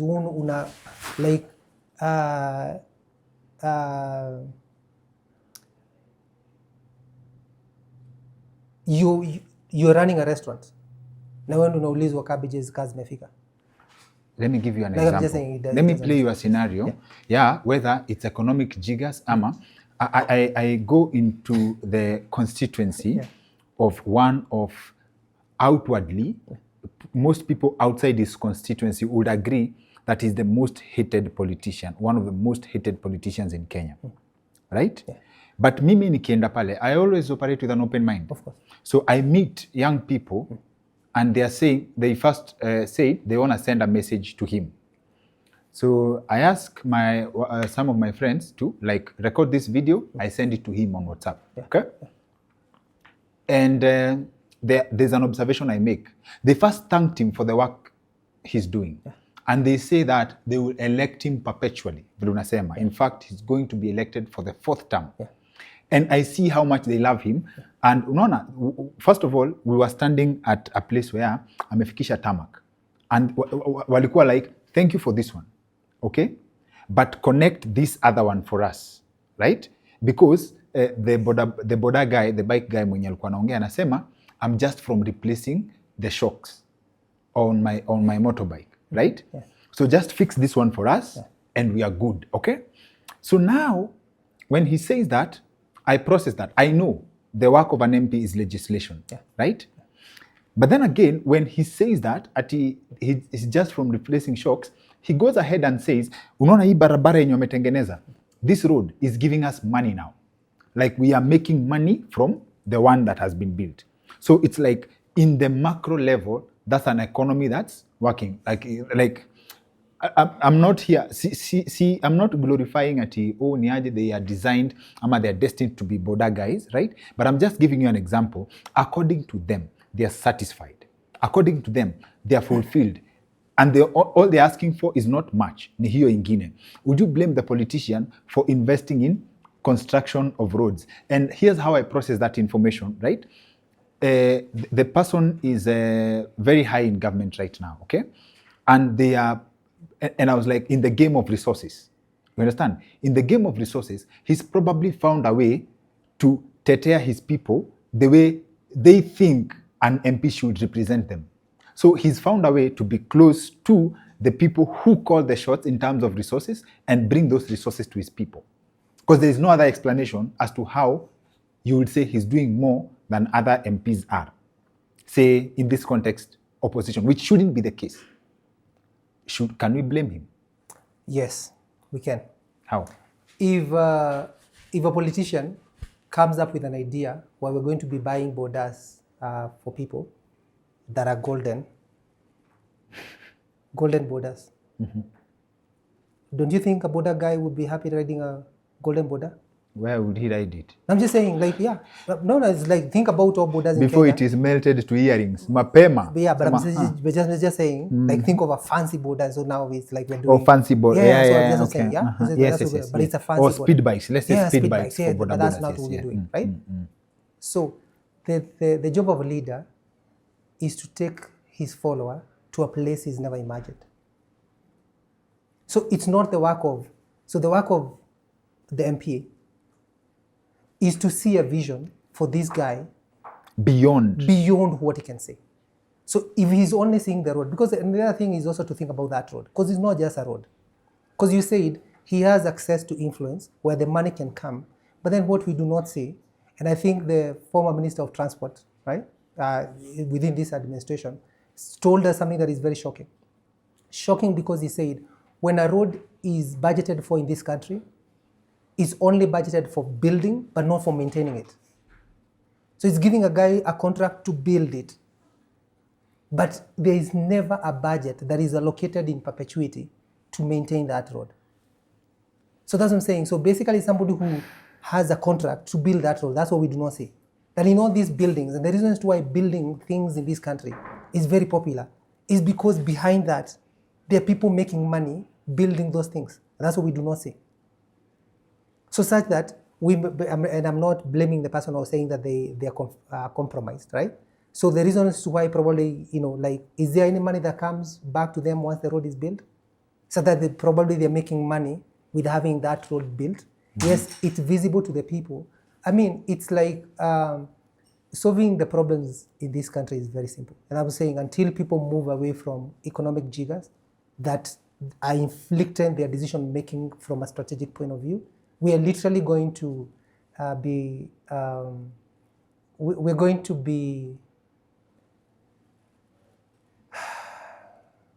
to be building airports in places where there are no airplanes. Ndio tuko tunasema kuna airport huku. And then na tuko na hizo. Na tunaleta ndege mzee hapo tunazilalisha hapo ndio. Tuingie tukule chapati ndani ya ndege na tuendi mahali. We're inspiring the kids. That's what we tell ourselves. I mean, that's what I'm saying. Those are economic jiggers.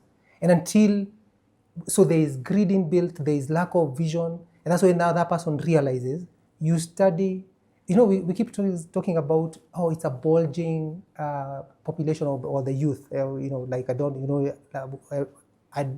I use that word for the age, not for defining a group of people who are young men. And what I've said. So what I mean is that those people study and they realize the only end result for a large population that is very well educated, that is not employed or deployed, is Tunisia. It's Arab Spring. A large population that is educated, that does not have any place to go. That's a time bomb, right? So that person will now more economic jigger. So whatever they have made, either genuinely or using tunneling, like where now you're making a decision to have a road built because you know your cousin is the one who owns that contracting company, right? And now you make money. Where are you going to hide that money? In dubs. Because at some point, you know this economy is going to collapse. And once that happens, you have to have a place where umejisotu konje. That's now what I'm saying, economic geography. There is no strategic thinking. We need to think differently. And I don't know whether it's Dollar Alta, President Advisor, the book, or the Money Circles, or Five Fingers. It's just one thing. Our solution to the problems in this country is very simple. Is building things here. There is no way around it.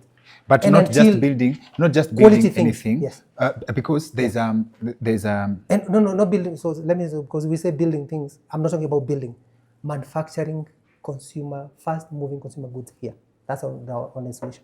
And still we don't fall into the trap of consumerism, because the US economy is built on consumerism. You write that in this book, right? So do you say we need to make our own consumerism to sustain the economy? To answer your question, the term consumerism connotes excesses, where you create, so I was going to say I'm consuming tea, right? So the consumption is not the problem. It's when we connote it to mean the mindless Accumulation of things, and I or think you're mindless, not just accumulation. You're just buying things for the sake of buying them.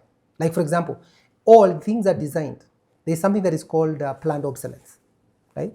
There are certain things built. So for the US to work, there are things that are designed to break on schedule. So when you buy a chair in the US, let me give you an example, like the chair you're sitting on, right? And sorry for moving.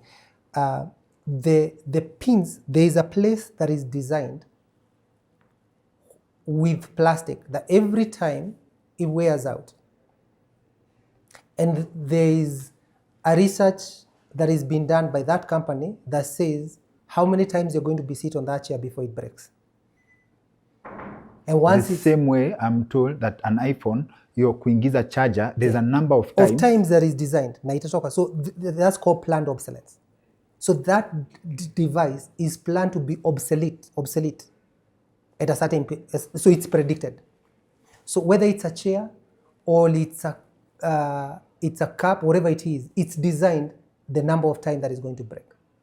Whether it's a car is designed. That's why I say the warranties in the US is about 100,000 kilometers. Miles, actually, right? So 100,000 miles. Yeah, no, it's about the same. So here it's 100,000 kilometers. The thing is, because there are things that are designed to break down at that point. A car breaks down because of vibration. So if somebody fixes, let's say, engine mount, things that vibrate, actually because most of the things, it's either overheating, or over vibrating. So if you fix the things that are designed to break down, right? So I would say, and this off the topic. So if I get a car that is used, or has gone a certain, let's say it's coming from Japan, usually it will come when it's 80,000 kilometers, or whatever it is.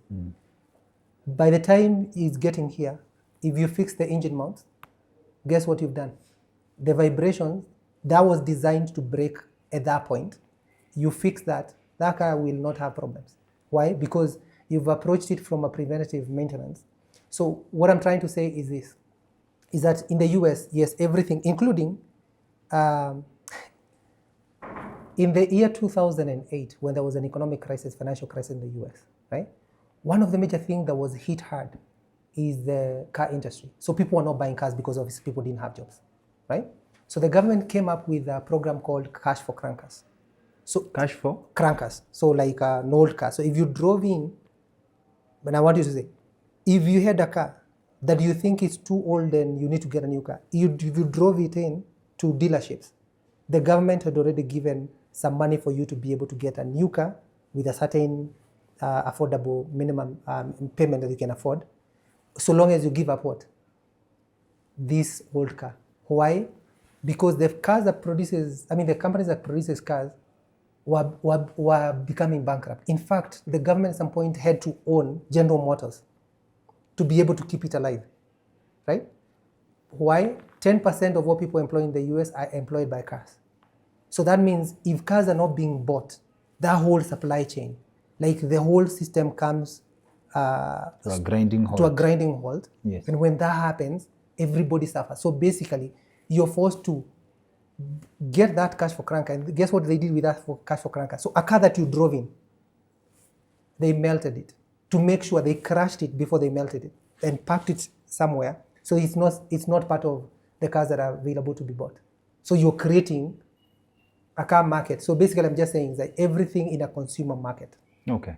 is designed for people to buy perpetually, even though they don't need it. So I'm not saying that we need to be consumer. It's just the things that we are using. Yes. The proper word is to say the things that we use and consume, not over consumption, but the things that we use and consume, we need to produce them here.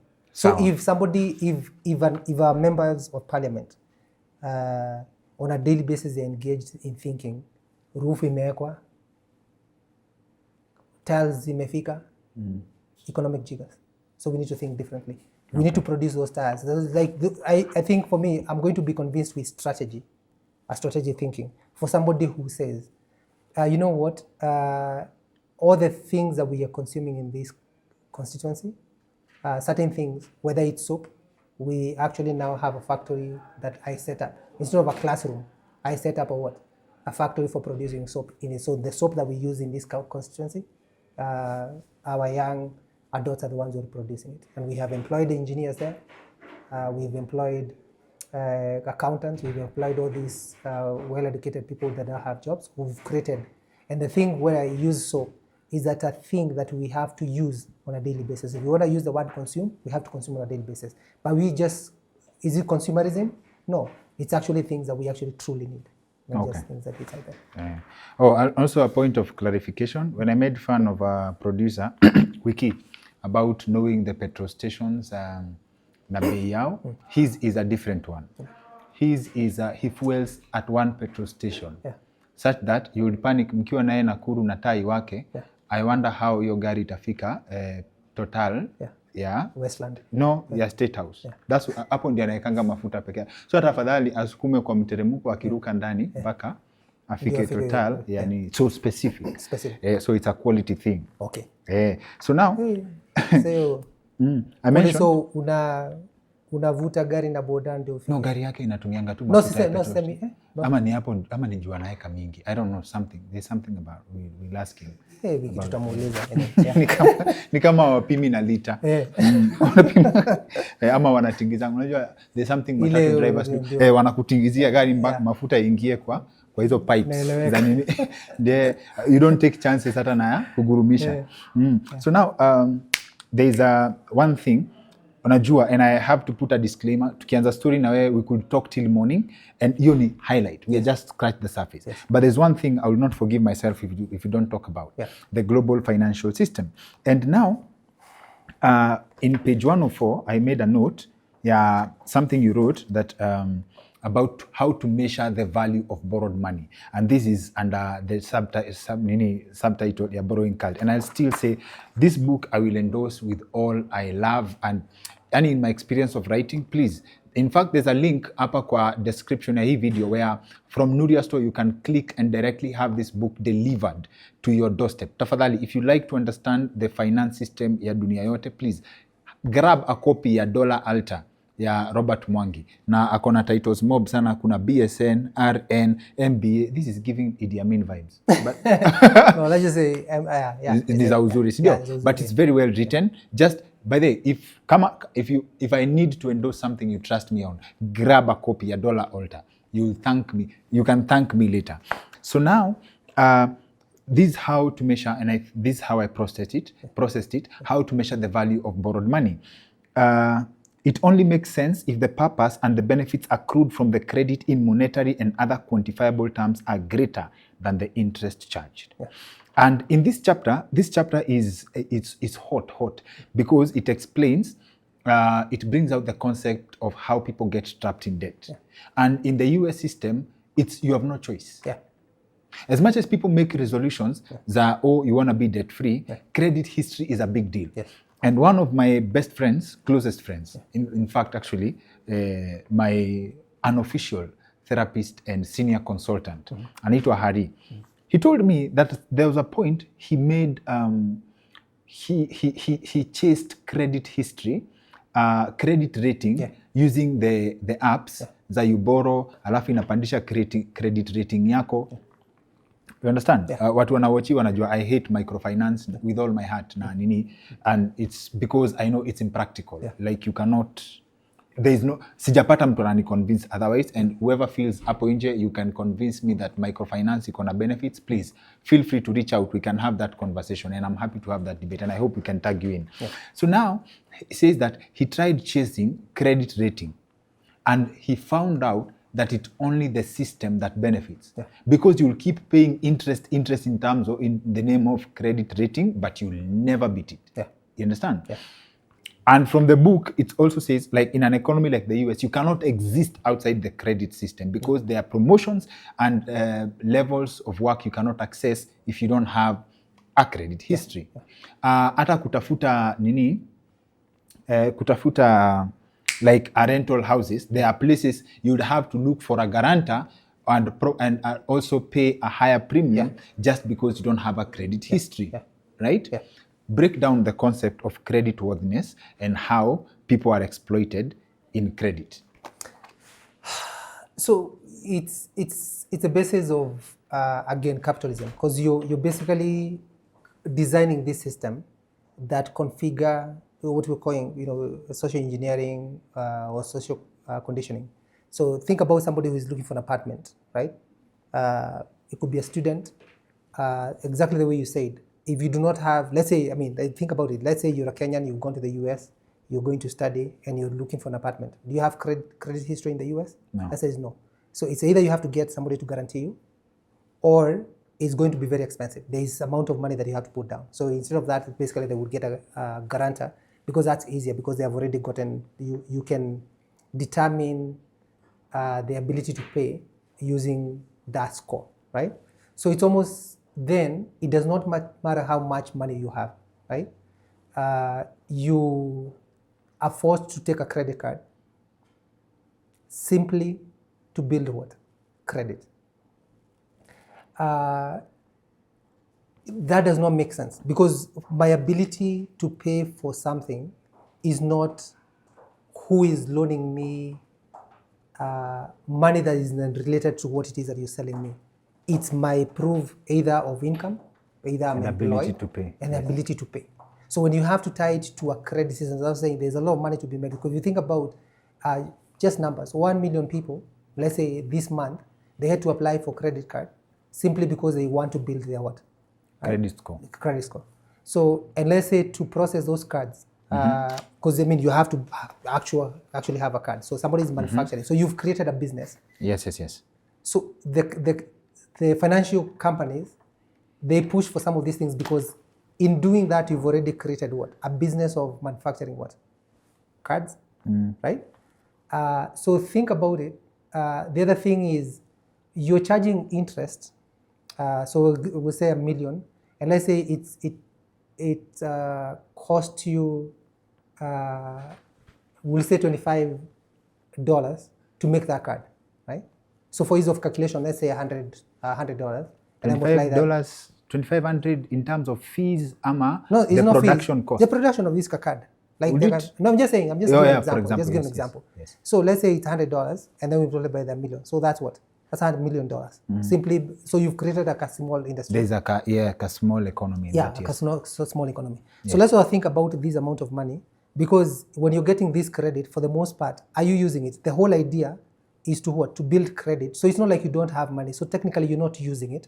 And if you're using it, you're paying it very quickly on a monthly basis, right? So, but you're having to pay for whatever you use, you're having to pay 25%, right? So, but that's money. Think about it. It's actually, let's say your credit line is $1,000, right? $1,000. Let's make an assumption that people only use in a given time, because they are not doing it to. It's not like you're looking for credit to spend. You basically just build. You just want to fit into the system. Fit into the system. So let's say you only use what? $100 every month. So which means in a year, you will have used what? 100 and... 1,200? 1,200, right? Yes, yes. So let's say you, on average, use the same 1,000. And let's say the interest is 25%. So somebody forced you to do what? To use, that's $250 that you have to pay. So if you're a million people, they're forcing you to pay fees of what? $250 million every year to be part of a credit system. It's like basically you're buying, it's like membership fee that you don't have a choice about, right? And then on top of that, if you think about the money that they're operating with, it's actually way less than that. Because if you think every person, if you have 1 million people that have been extended a credit line of $1,000, that's what? That's 1 billion. But they only use 10% of that. So technically it's a number somewhere, but the actual money that, are you getting? So even to have that system, the person who is providing $1 billion, that the actual money that they need to have available is 100 million. Are you saying? I'm getting it, but Yeah. then our friend Dr. Washira would argue differently. He explained to me, there's our friend Dr. Washira and Gor Semelango endorse the use of credit cards, for example, because they say it's free money. Like if I have a credit card, sindio, and I use it and I spend on something, it's actually the bank's money that I'm using. Yes. So if someone stole my credit card versus my debit card, if someone stole my debit card, they will be stealing my money. Yeah. But if someone uses a credit card and it is not on my expense, right? It's a form of security measure. Yeah. I already sound foolish defending this, but acha tuendelee. So now, because under what circumstances there are security features to protect your debit card, but under the circumstances. So for Gor Semelango, he explains that it is not your money, it's the bank's money. For Dr. Washira, he says that, let's say, for example, he has a credit line on a credit card of 3 million Kenya shillings, right? He has 45 or 49 days, according to why he got me to start banking with I&M. So he says that you can use 3 million for 49 days, right? For free. Yeah. So if you had that money, you could use it for something else, then pay it back, and it would probably give you some value, right? So you could eat on the interest, so you feed off the system rather than the system feeding off you. Obviously, you can be very strategic about that. And so what I would say for the debit card, the protection, if let's say my debit card is stolen in the States and the money is stolen and that has happened, the bank basically, when you report that, and obviously it's somebody who is either stolen your identity or stolen your card and using it without your authorization, that's guaranteed. The bank will actually pay you back, right? But I also understand where, let's say, if you have $100,000, I'm just giving an example, that can be stolen, and you're having a card that is worth $1,000. So you'd rather have this because the limit is only 1,000. So I can understand that. I'm just saying it does not. So for me, it's not how it works in the US. It's for us here saying, do we want to create, because we're in the process of creating, 10 years ago or 20 years ago, there was nothing like credit bureaus in the US, right? I mean, in Kenya, right? So we're creating a system that we judge you based on borrowing. So, and if you've never borrowed, so like we're getting to a place in this country where if you've never borrowed, you can never be trusted with, because you don't have a history of borrowing. Kind of, it almost does not make sense. Where I am judged not because of what I've accumulated, not the assets that I have, that I either can put down for collateral, but because of the history of what? Of borrowing and returning. So for me, it's kind of why the system then has to force you to be a debtor, and you do not have a choice, and that's what gives you access. Understood. To me, that does not make sense. Understood. It's basically, even when you should be able to prove with your debit card that you have money. Understood. So all that we are talking about, these are highlights in this book. These are highlights in this book, and you can actually just grab a copy $1 Alta, and you can thank me later. But before that, I would like us to close, but I would like us to close on a very interesting note, right? There's somewhere you write in this book that economists frown and they probably panic when the saving culture goes up, Yeah. right? Yeah. And yet, Kenyans have been criticized because of having a poor savings culture. What's going on here? Why is it a bad idea for economists if the population decides to save money? Consumerism. So remember, we talked about a system that, and I don't know whether I was able to demonstrate that enough, that for capitalism economy that is based on consumerism, people have to constantly buy things even when they do not need those things, right? So when you're saving money, what it means, Yes. it's an opportunity cost of what? So if I'm saving money, I've made a decision not to buy something Yes. to use this money in the future. Yes. So technically, at that point, the way an economist is looking at it in the West is that by saving this money, there are products that I should have bought, because the saving rate at the time I was writing the book was 1%. When the crisis hit in 2008, it was 5%, right? Yes. That's a very low saving rate. And it's panicking people, but it's 5 times higher than what it was before the crisis. So basically, and people don't realize this because we see the flashy things, the limousines, the red carpet, the whatever is, again the presentation of what we know at the US is. But for the most part, 75% of all of the entire population in the US is always one paycheck away from a collapse. 75%? Yes. Okay. Because it's like there's nothing saved. There's nothing saved.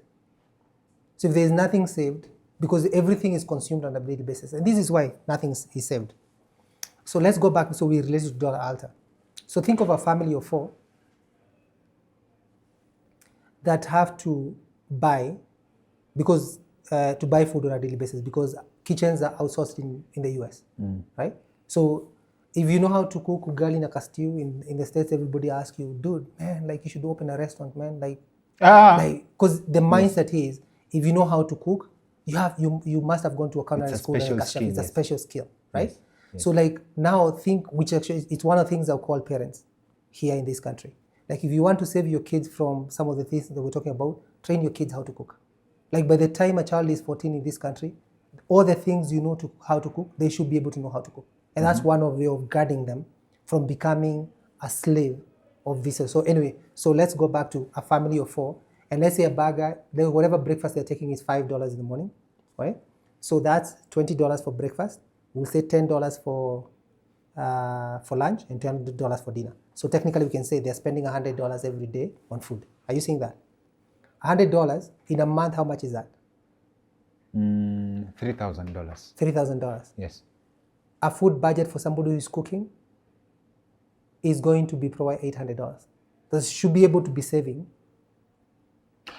Yes. Are you seeing that? Yes. Yes. Now I get it. You get now it. You're taking away over $22,200 from circulation. From circulation, but now your life is better because you're making choices on what to eat. It's healthy, right? You have saved money. That money can be used for something else. But the fact that you're not spending it on restaurants out there and fast food restaurants, guess what? The economy is panicking that you know how to cook, that you're saving money, that you're taking money away from circulation. That's what I'm saying. So it is an economy, therefore, that is, I call it a house of cards. Because it means if then all of us one day we wake up and we decide, so the 360 million people in the States wake up and they decide, you know what, we're going to be cooking our food. What happens to the economy? So it's built on something that is so shaky. So the economy is considered healthy, like the economy is considered successful because of the support it gets from unhealthy lifestyles. Exactly. There is a program that's called Women, Infant and Children. And so what they do, they give food to very poor mothers so that they can help with the nutrition of this child that is born in a poor place, right? Yes. And at some point, Congress in the US, equivalent to Parliament, has suggested that they're going to be giving them food for them to cook instead. So in an effort to cut a bit of cost, right? Guess what happened? It was impossible to do that because they were like, if you give them products to cook, but they don't know how to cook. It's not going to help. So basically, I can tell you, more than 90% of the entire population in the US does not know how to cook. More than? 90% of the entire population. And when they cook cookies is basically little things that is not on a daily basis entire food. So that budget, now think about, that's where now fast food becomes a thing. And that's where we are heading to. And that's where we are heading to. So one of the way to counter that is that parents, and when I say parents, because unfortunately, even the parents themselves, our current parents, themselves don't know how to cook. Okay. So the only way to counter this is to train ourselves how to cook our food. Okay. Because then the thing is, so think about, by the way, fast food. And it's and I say never, I'm not saying that you should never eat fries or a chicken. It's lifestyle. Is that what you eat on a daily basis? So it's very saddening, because for you to be able to have food that is fast, right? And it doesn't make sense, as I was saying, because I associate the word fast with fasting, right? So what doesn't make sense is, like, for that food, it cannot have soup, right? Why? Because you need to package. It's very hard to carry things that have soup in them, right? The other thing is, it does not have vegetables. So now, are you saying that we are, okay, endelea. The way to clean, if you're eating, okay, if you eat wheat, or whether it's rice, but let's just use wheat, right? Because you think about wheat, even when you eat it, right? There's nothing wrong with it, because that's why you have people demonizing wheat, because they think that's what is killing people in the West. Because on a daily basis, what are you eating? You're eating a burger. What is it made of? Wheat. Pizza. What is it made of?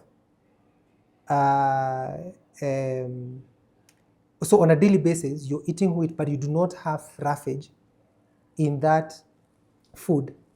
The letters that you put there, 99% of letters is what? Is water. It's not a vegetable. And it's put there because it does not change the taste, but it tricks your mind. There's some of the things, I don't know whether we talked about the subliminal messages. So part of the reasons why it's put there is put there to make you think that it's healthy, because it's green. Because the way we interpret things that are green in our mind is what? That it's healthy. So you have a letter that is put there, but it's not enough to clean up your system. Basically, literally sweep. The reason as to why, so the way to clean on a daily basis, when you're eating sukuma wiki, literally, all you're doing is you're mopping your intestine. And if you don't do that, things will get stuck there. And you end up having all these diseases that are coming. Either you have bacteria, because most of our food is, there's a lot of contribution by bacteria, good bacteria that digest our food and help us to be able to process our food in the gut, right? So when you're not eating enough vegetable, then the balance, because part of that is they use that part of that roughage as their food. So the balance is not kept. So you end up having microorganisms that are growing in your system that should not be growing. You end up having, believe this or not, take somebody who eats this kind of food on a daily basis and their stomach look big, and I've seen this many times, and you'll come in the hospital and we are thinking, oh, you have something we call ascites, where your abdomen is big because either your liver is damaged, and we do an ultrasound to figure out what is happening, and you know what we find? That you do not have any other place. Like, basically, it's like you have accumulated poop in your stomach, like in your abdomen, and that's why your abdomen is big. And that means the poo that should have gotten out 2 months ago is still in your system, because there's nothing to clean it. And I'm just saying, that's what we are doing when we're eating. We're going on a daily basis, we're eating this type of food without vegetables. So sometimes it's a combination. It's also how the food is grown. And so for kitambi us, si mutura. huh? Okay, Yeah. So I'm but and that's a problem. So you end up having diseases. Sometimes we call it diverticulitis, where you have inflammation of your colon simply because there is poo that went there, stuck there, and has never left for the last 2 years, because you're not eating the things that are flushing it out. And there's actually a very way to measure. And I will tell you, if you go poo, right, look at it. That's part of, look at it. If it's sinking in the toilet, it means you're not eating enough roughage. If it's floating, you're good. So every time you're going to the toilet and it's sinking, know that you're also sinking. You're going under. Umeniacha hapo kwa kitambi and what that message means for buddies. Because they glorify the big stomach a lot. Yeah, I mean, it's actually it's almost like somebody.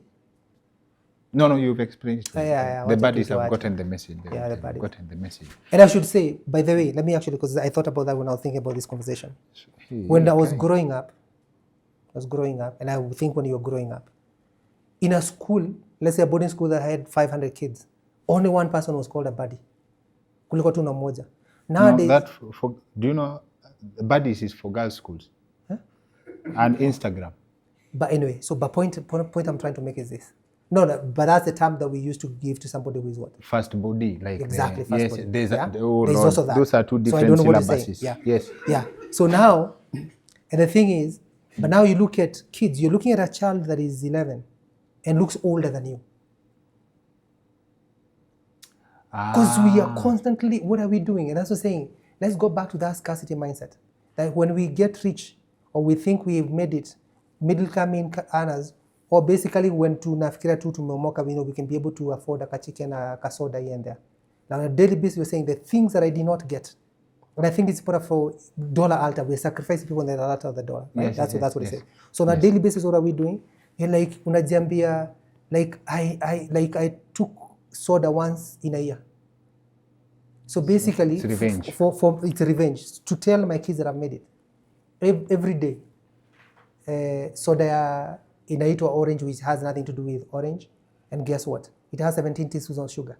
Na unachapa mtoi juu umemkuta akikula sukari. Si umpatie tu 3 spoons, baada ya kumletea 17 teaspoons of sugar. And I want people to do that. Take some of this soda, and I've done that. Put it in a pan and boil the water out and look at what is going to be left. And you'll be shocked what you drink, right? So point I'm trying to make is this. Now, on a daily basis, when you're consuming that amount of sugar, I can tell you, you're overworking your pancreas. And in a few years, it will lift its hands and say, you know what, I've given up. And at that point, you become diabetic. So two things that come from that part: fat children is not a sign of success, because that's how it's measured. By the way, in our ushago, if you have fat babies, it's by the way, that's a sign of health. No, I understand. Like, people look at me, I've been called aside by some family members, and they're like, what's going on? What's wrong with you? Yeah, what's wrong with you? So, and number two. And I tell them because I watch what I eat, and I can tell you some of the things that I do. So if I don't exercise, whether that's running and walking, right? And I didn't say that's basically what reversed my my problem. It's basically watching what I eat. So for example, right now, the last 24 hours, it's approaching 24 hours, I've only eaten 2 slices of bread and tea. So the point I'm trying to make is watching, because I know my energy needs today does not require me to eat a lot of food. So it's watching what, and a lot of people are not going to do that. But it's simply saying what you're calling success is actually a child that's being fattening. You're fattening a child, not anybody else who's doing it. You're fattening your child for a slaughter day someday. Dollar altar. And number two, what comes out is also, I think this is the table on which Central Kenya as a whole has been exonerated for pouring a bucket of soup on a quarter chicken. Yes. It is actually healthy. Inadvertently, like it's not by choice, it's by culture. Oh. But a bucket of soup on one fish, that's revival. So now, najua hii story inaweza kosa kuisha. There's something you are to read on this, but I promise in our next conversation with you, that's what we are starting with. What you are supposed to read from hapa. Number two, you have 4 books. Yes. Hii ni yangu. So you have 4 books, President's Advisor, and when I read the President's Advisor, I thought this is the best book one of the best books I've read from local authors until I read Dollar Altar. Okay. So now I have all the 4 copies. So inamaanisha I have a newfound, after reading Dollar Altar, I have a newfound morale to go read Money Circles and 5 Fingers. Today on this episode, we'll place a link to all the books, but I endorse this one kwanza. Kama ushasoma hii, please go check out the other books by Robert Mwangi, but he specifically, go read for yourself. It is enlightening, it is eye-opening, itakufungua macho and it will put you in a different level of processing. Acha nisichanganye na yangu, ndio iende na notes zangu. So, Dollar Alta, I endorse with all my heart. Go read and approach with an open mind. That's the motto of our platform. And I believe we leave this on a cliffhanger because from our last episode, after how much I enjoyed the conversation with you, I outrightly say that that's a first of many. And nikisoma hizo zingine pia, please, if your schedule allows, I'll be happy to invite you for more and more conversations based on the books and based on exchanging ideas. Yes. So for you watching, tafadhali, I trust and I believe that this conversation has been worth every second of your time. And thank you too for making time for us. Ndio? Yeah. Kwa leo tuifungie hapo because trust me, and I know the conversation points zenye nilikutumia hata hatujaziguza. Yeah. But sasa tukianza, tena tutaenda. Yeah. And also I feel bad because even in my notes, najua hata tu nikiendelea kwa something you write on page 67, yeah, the psychology of marketing and the psychology of the buyer and that how influences how you get manipulated. That's a whole topic in itself. But leo acha tuachie hapo. Can I read Maju? I feel like if I can read Maju, I think not the one that we were going to start with. Yes. If it's okay if I can read Maju. Yes. And I will say again, for all these books, if you buy them in Nuria, you will get a link, afresponsible.com/raffle, where you get a chance to win 50,000 shillings for 100%. Every 1,000 books sold. Okay. So Maju, you wake up every morning day feeling helpless. Insta post, I missed out fish out of the sea. The limousine red carpet is all you see. Think pepperoni is made next to heaven. Love the shoe, but hate your own foot, Alvin. Makeup means something is missing, Evelyn. Only in plastic doll, you're Slade nor queen. Depressed by the doctor who sells aspirin. The screen makes you your reality, living hell, creating dedicated victims so that they can sell.